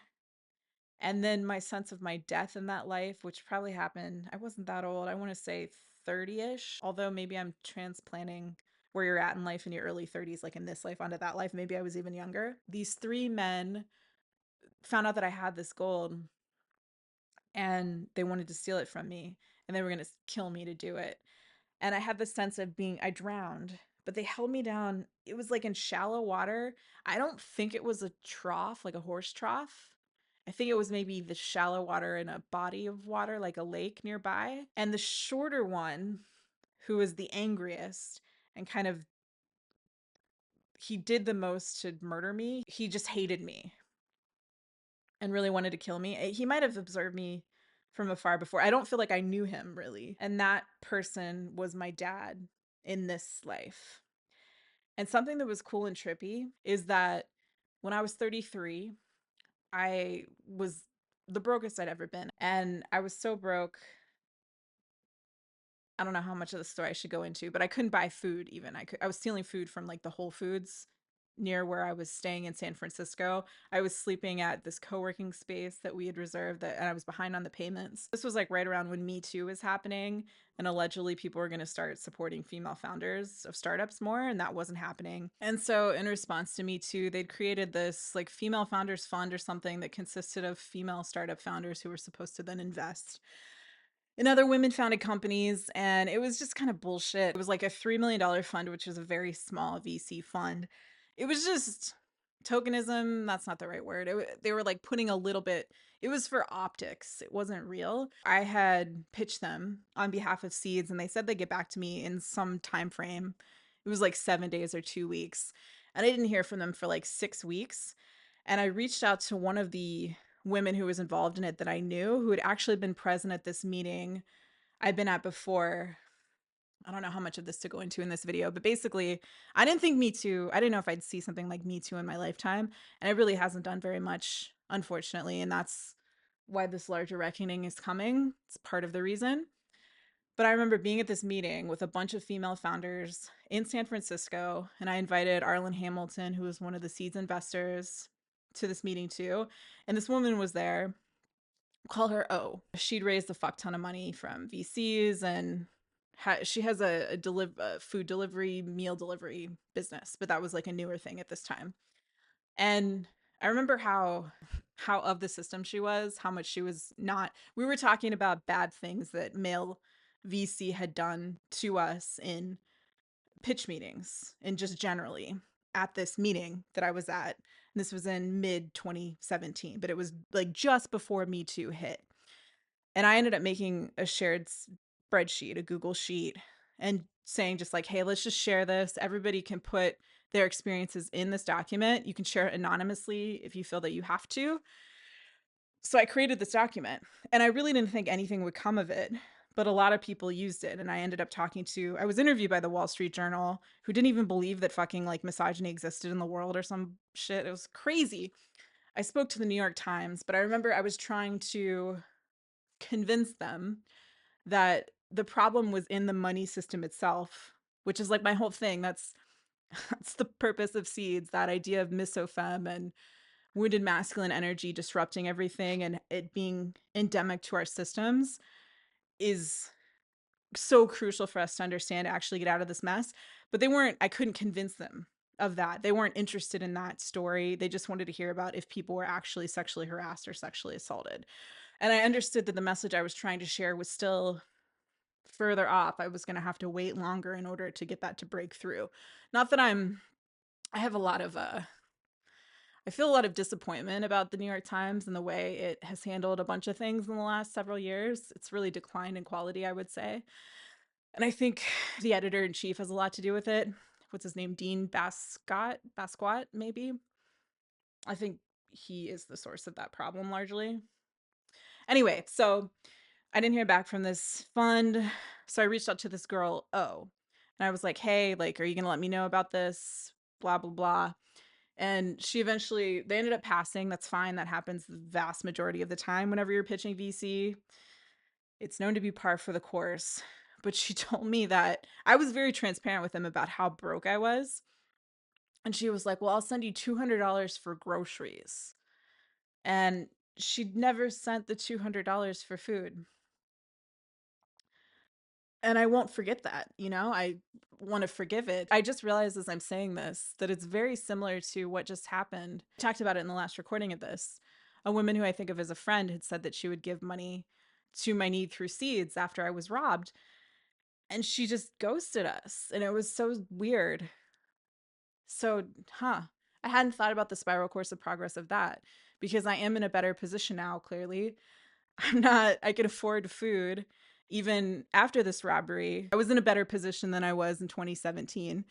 And so this sort of feminine betrayal happening again is interesting. It was still terrible, and they're going to have karma for that they'll have to work through. I hadn't drawn that connection until just now as I was speaking about it. But anyway, so I didn't know what I was going to do. I couldn't buy food. And I was at this co-working space sleeping on the couch, and they didn't know it, like overnight. And one Saturday I got up and I was meditating. I was doing Vipassana. And this idea came in my head to look at PayPal because I had credit there that I didn't realize I had. And I looked and there was a credit line available that I didn't know I had. Like literally that I was told that through like while meditating. And then I looked into it to see if there were any airlines that would allow you to pay with PayPal, and Southwest would let you do it. So I bought a ticket to my parents' house in rural Ohio. And I went there and I just showed up. I didn't call them in advance or anything. I just showed up at their door and they were surprised to see me. And I've shared parts of the story or a lot of the story before. And I always say, like, to their credit, they didn't turn me away.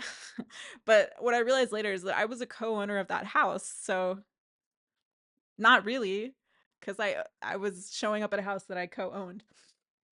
But I mean, they paid for food and stuff. They didn't try to charge me rent, which I guess you can't do anyway to somebody who co-owns a house. But you see how like brainwashed I still kind of am about all of that? I'm kind of giving a little bit more credit there than is due.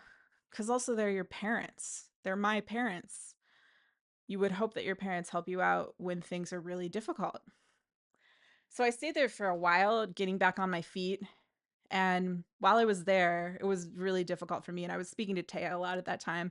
And she actually pointed that out and just said, like, suggested physically leaving because she could feel just how hard it was for me to be there, physically be there. At a certain point, so this memory, I think, of this particular past life came back while I was there. Soon after it came back, this life in Australia, where this person killed me, who I think was my dad in this life. And there was a period of time where I got sick, physically sick, and he got sick too.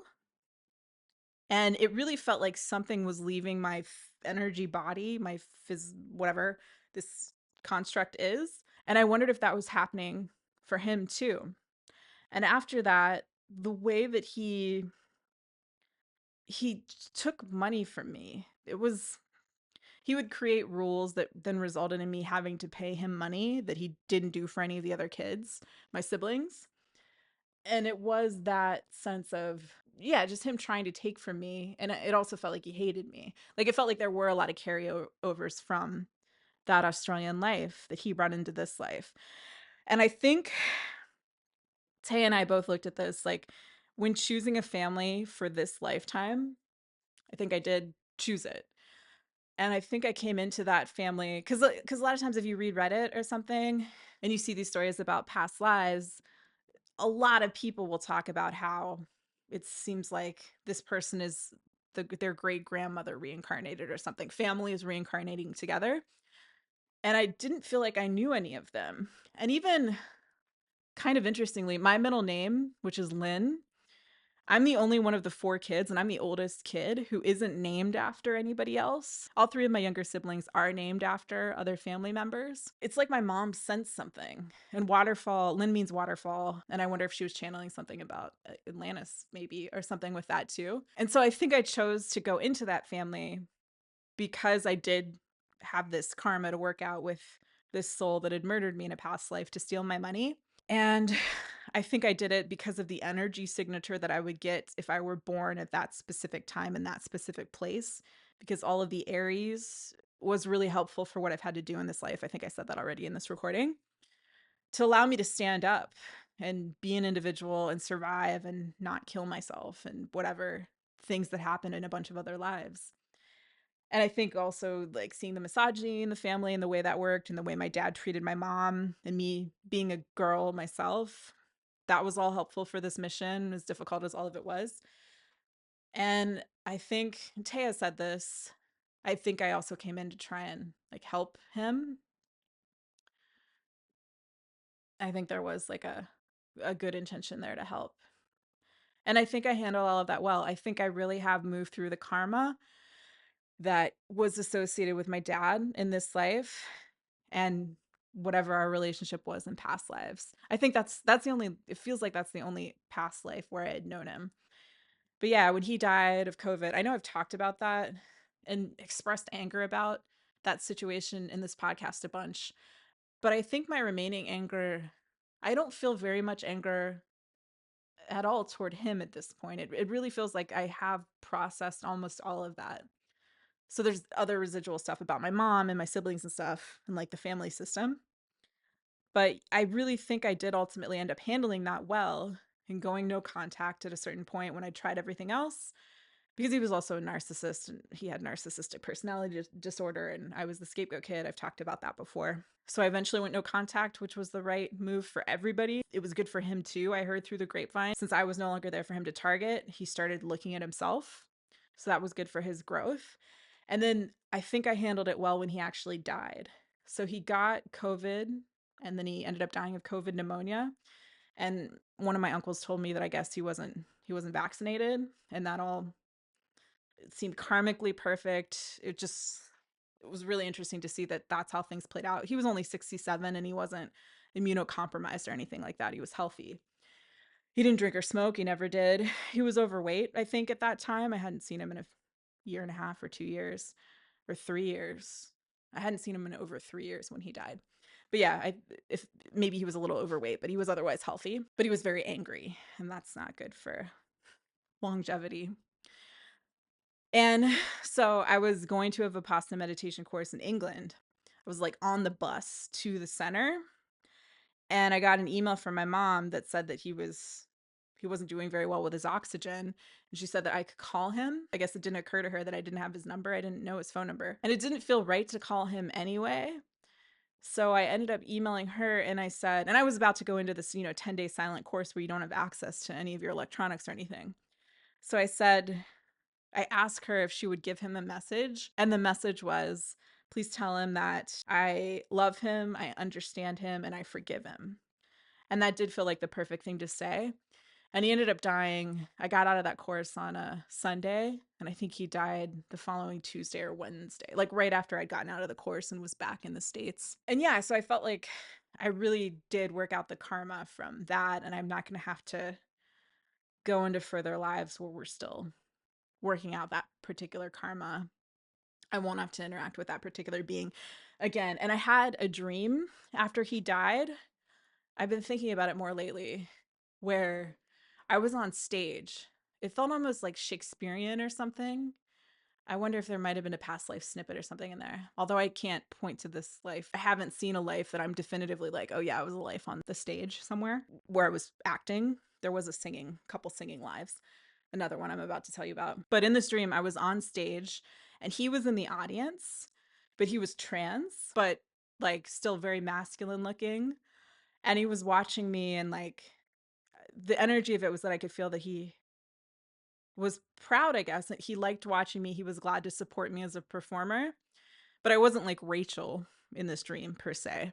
I think I had long ringlets of hair, kind of blondish. And I think the message that that was trying to like visually communicate was this idea of like in death, he's reviewing and like seeing these lessons about masculine and feminine energy that he didn't learn when he was alive in that life. And I don't know if he's going to go on to a human life. It wasn't a well lived life. I don't think he learned the lessons that he came in to try and learn.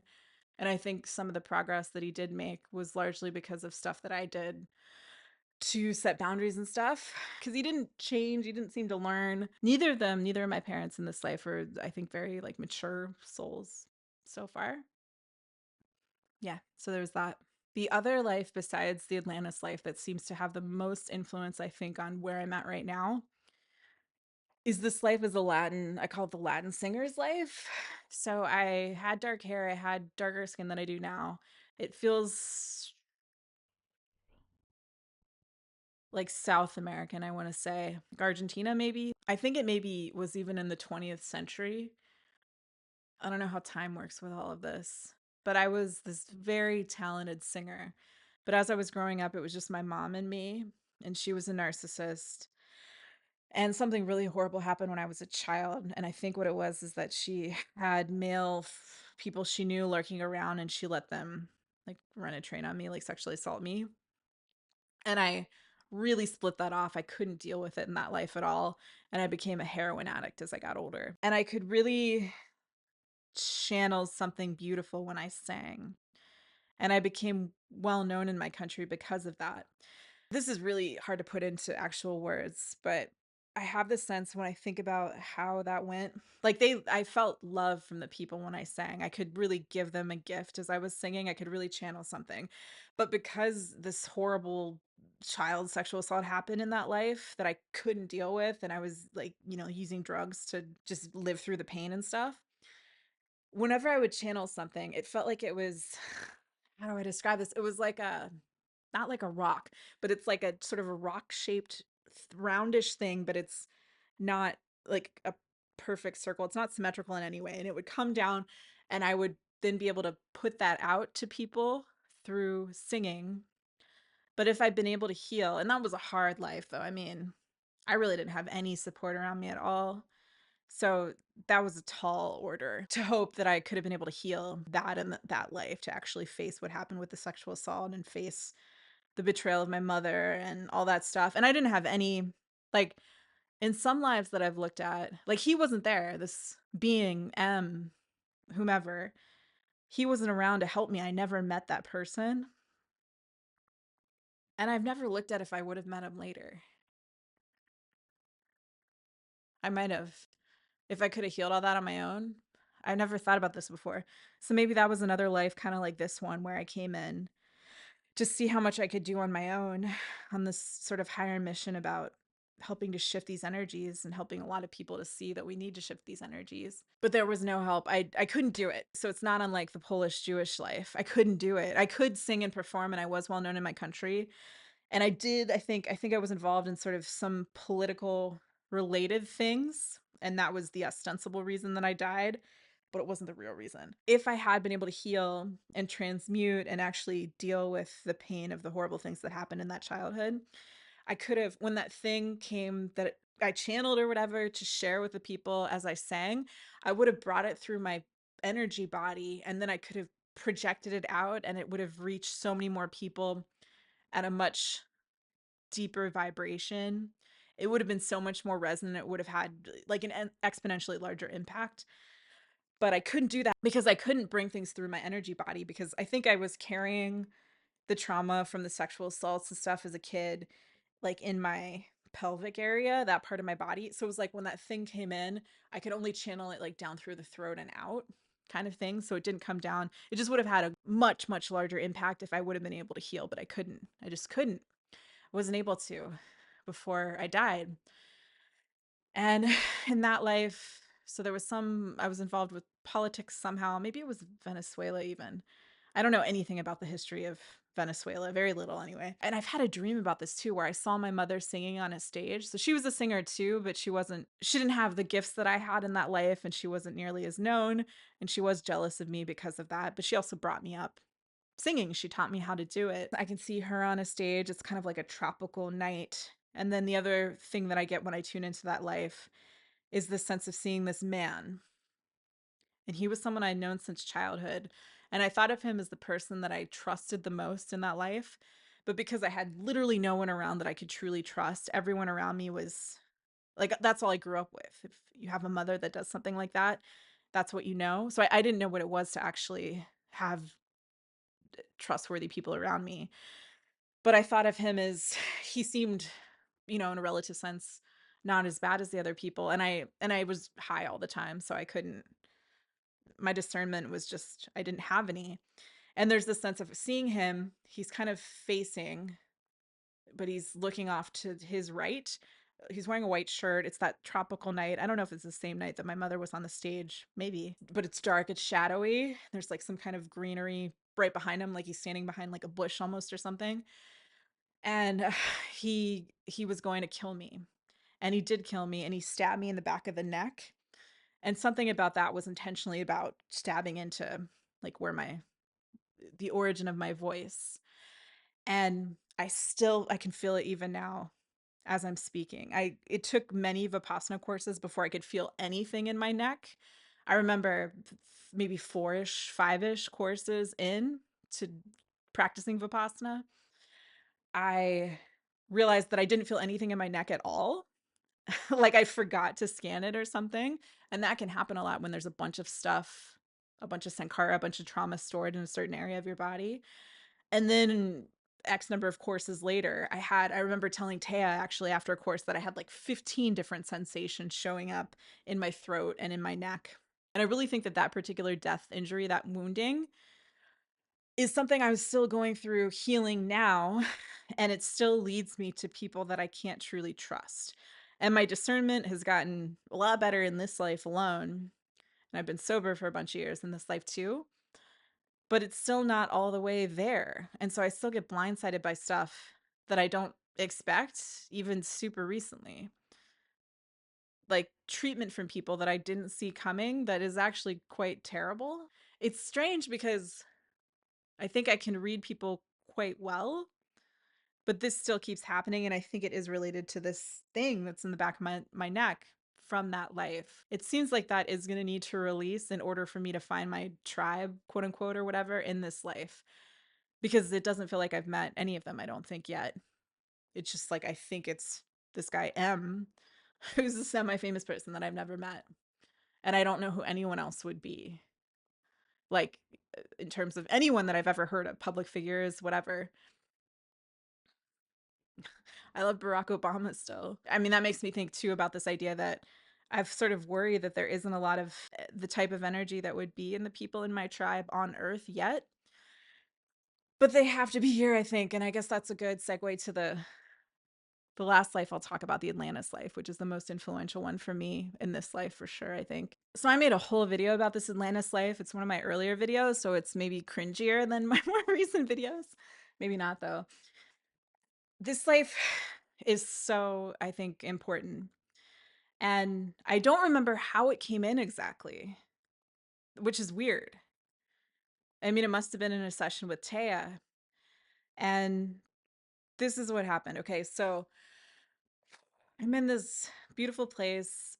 It's this sense of harmony where there's this balance of healthy feminine energy, but it's not feminine energy. We don't think of it as such. It's just the way things are.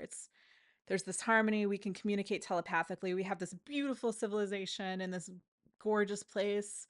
It's very green. There's a lot of water. Our technology is much more developed than what is present on Earth now. It wasn't clunky because it came from a different origin. It wasn't of this wounded masculine energy like all of our tech is now.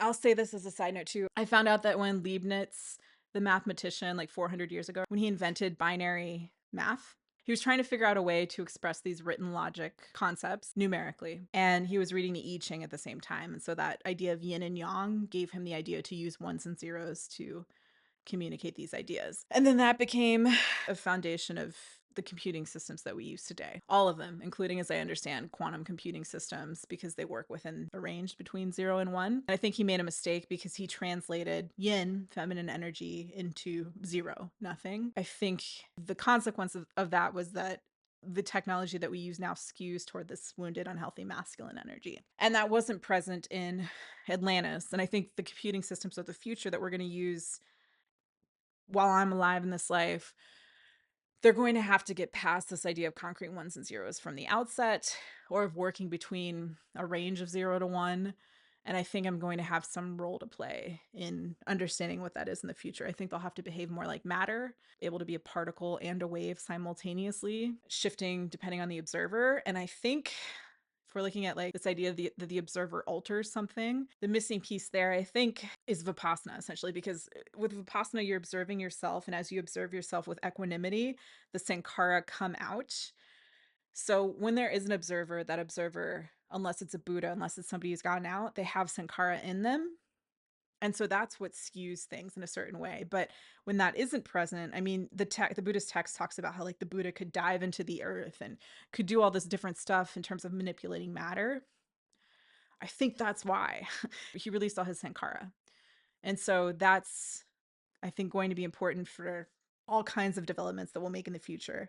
It's not going to go through this shitty fucking remedial ass hardware that I get frustrated with all the time that we have to deal with now. And people act like it's so advanced, but at any moment in time, you know, people always think that things are so advanced because it's the most advanced that it's been as long as they've been around. You know what I'm saying? So yeah, that's as an aside. So in Atlantis, the technology, what didn't come from this skewed thing that went too far toward unhealthy masculine energies. We were evolved beyond it. We were just in a different place. We were in harmony. And then these other beings came to us and they looked like us, but they weren't like us.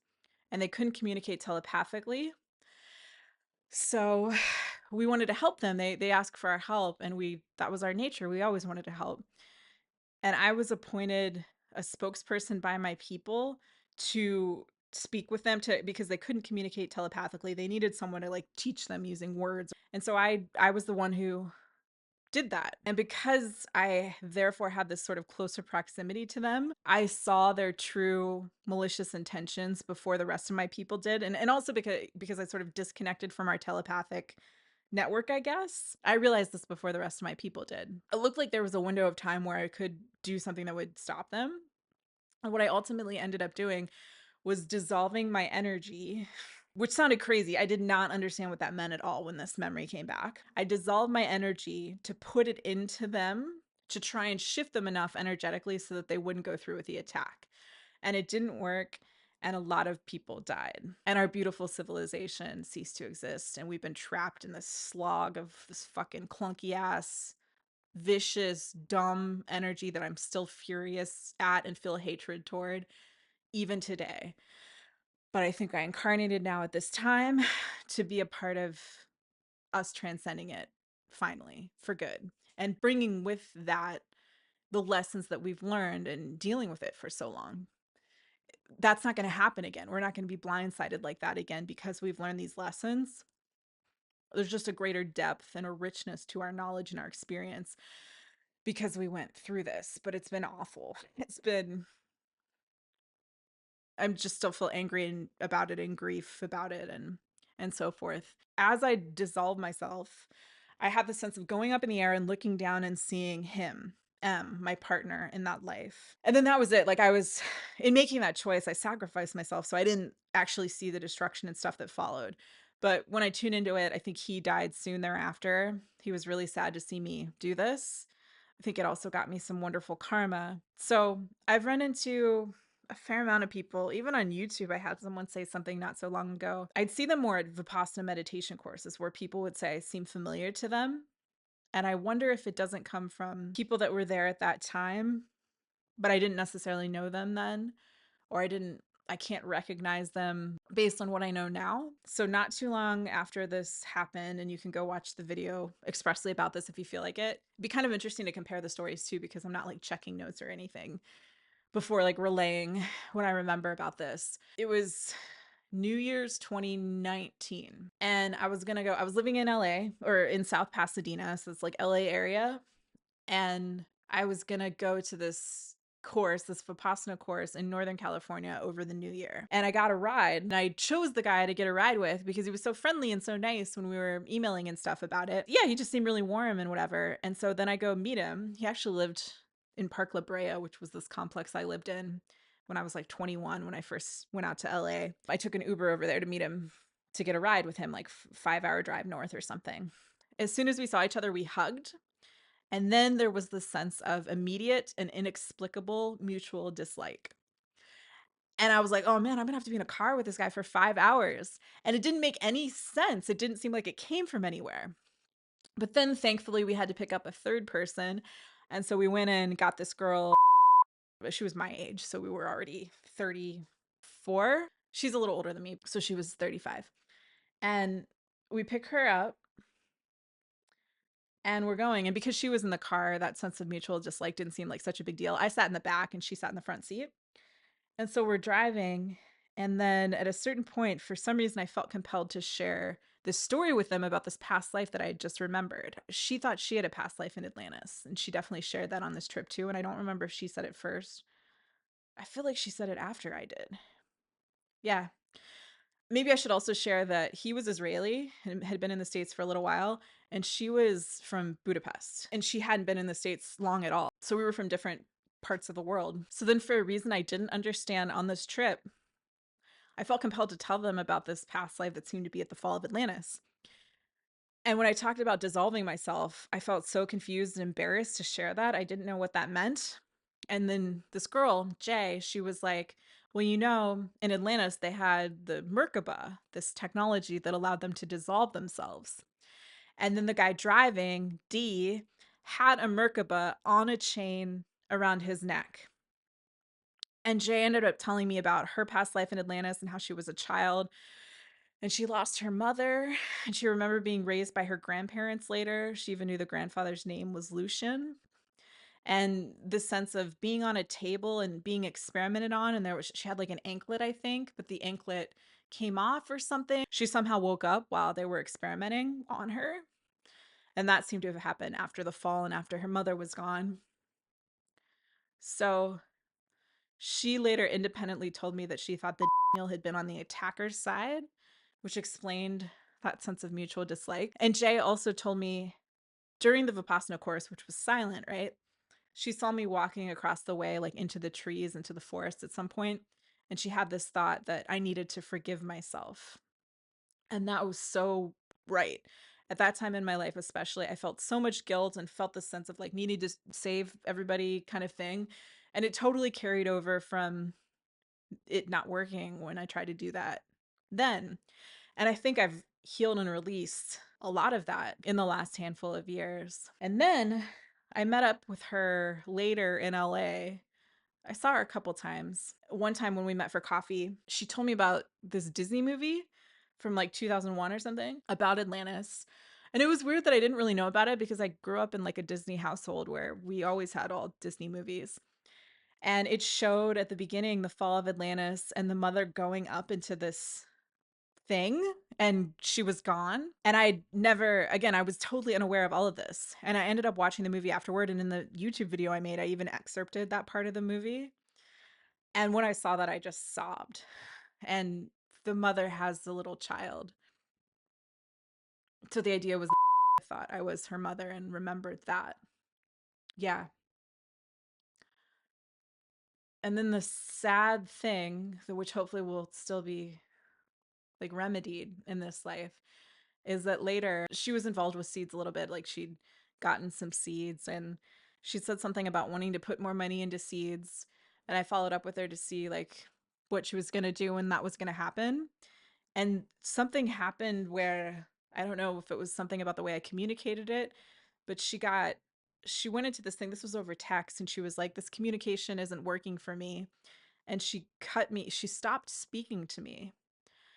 And she would still come to Seeds things sometimes, even like lives on YouTube that I've done pretty recently since I lived in this house. Even I know she's been to at least one. I know some of it's the gifted adult thing. I mean, I have to take responsibility for my own actions, of course, as an adult, if I want to actually grow and change. Some of it's the gifted adult thing where things seem more intense. I'm a gifted adult. Things seem more intense, and when you're communicating that, it can like really freak people out sometimes because they're not seeing what you're seeing. So maybe some of it was that, but I think more of it was I don't think she's learned the lesson yet that it's important to learn in this life, which is about this masculine energy. But she said she felt like there was maybe one other past life she could remember where she was native in the US, but she hasn't been here a ton. And I've done a bunch of lives. And I saw her deferring to D, to that guy. I mean, she had like a birthday party like 8 months after we met, and he didn't end up coming to that. But when she spoke about him, I could see how she was deferring to him.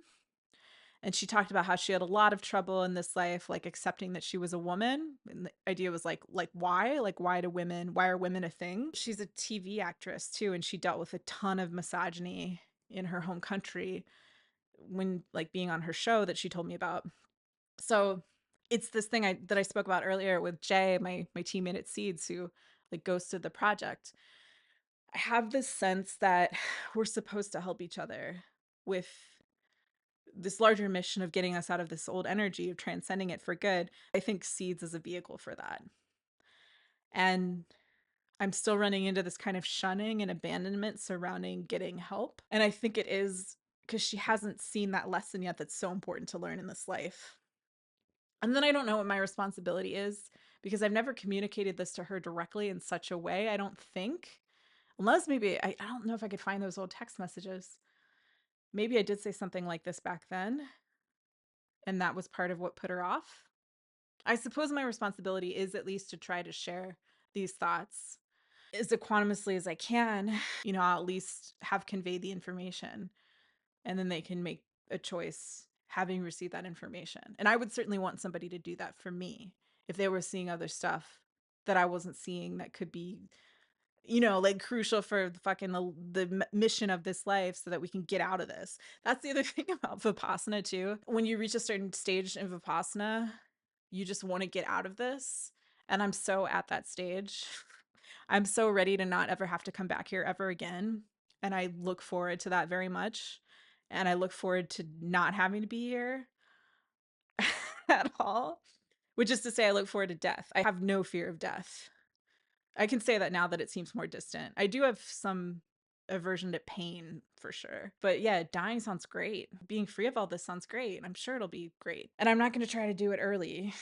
I'm going to live out the mission and stuff. But yeah, I certainly need to release more aversion to what it is to be a person on Earth and the experience that I've had in this life as a person on Earth, as a woman on Earth. I will share 2 more lives with him, with M, that I forgot to mention before. Woo!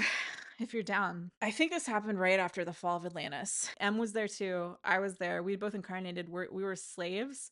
And it was this sense of him shunning me and me kind of remembering a little bit of something, but our consciousness was so much, it dropped so much after the end of the Atlantis life. He was sort of siding with the master, siding with that toxic wounded masculine energy in some way and kind of shunned me. And I had this sense of dying in that life because like almost like I was built into something, like my body was still in some structure that I was working on. But this is weird and I don't understand it. But I feel the lower consciousness self, they're trapped. I'm gonna die.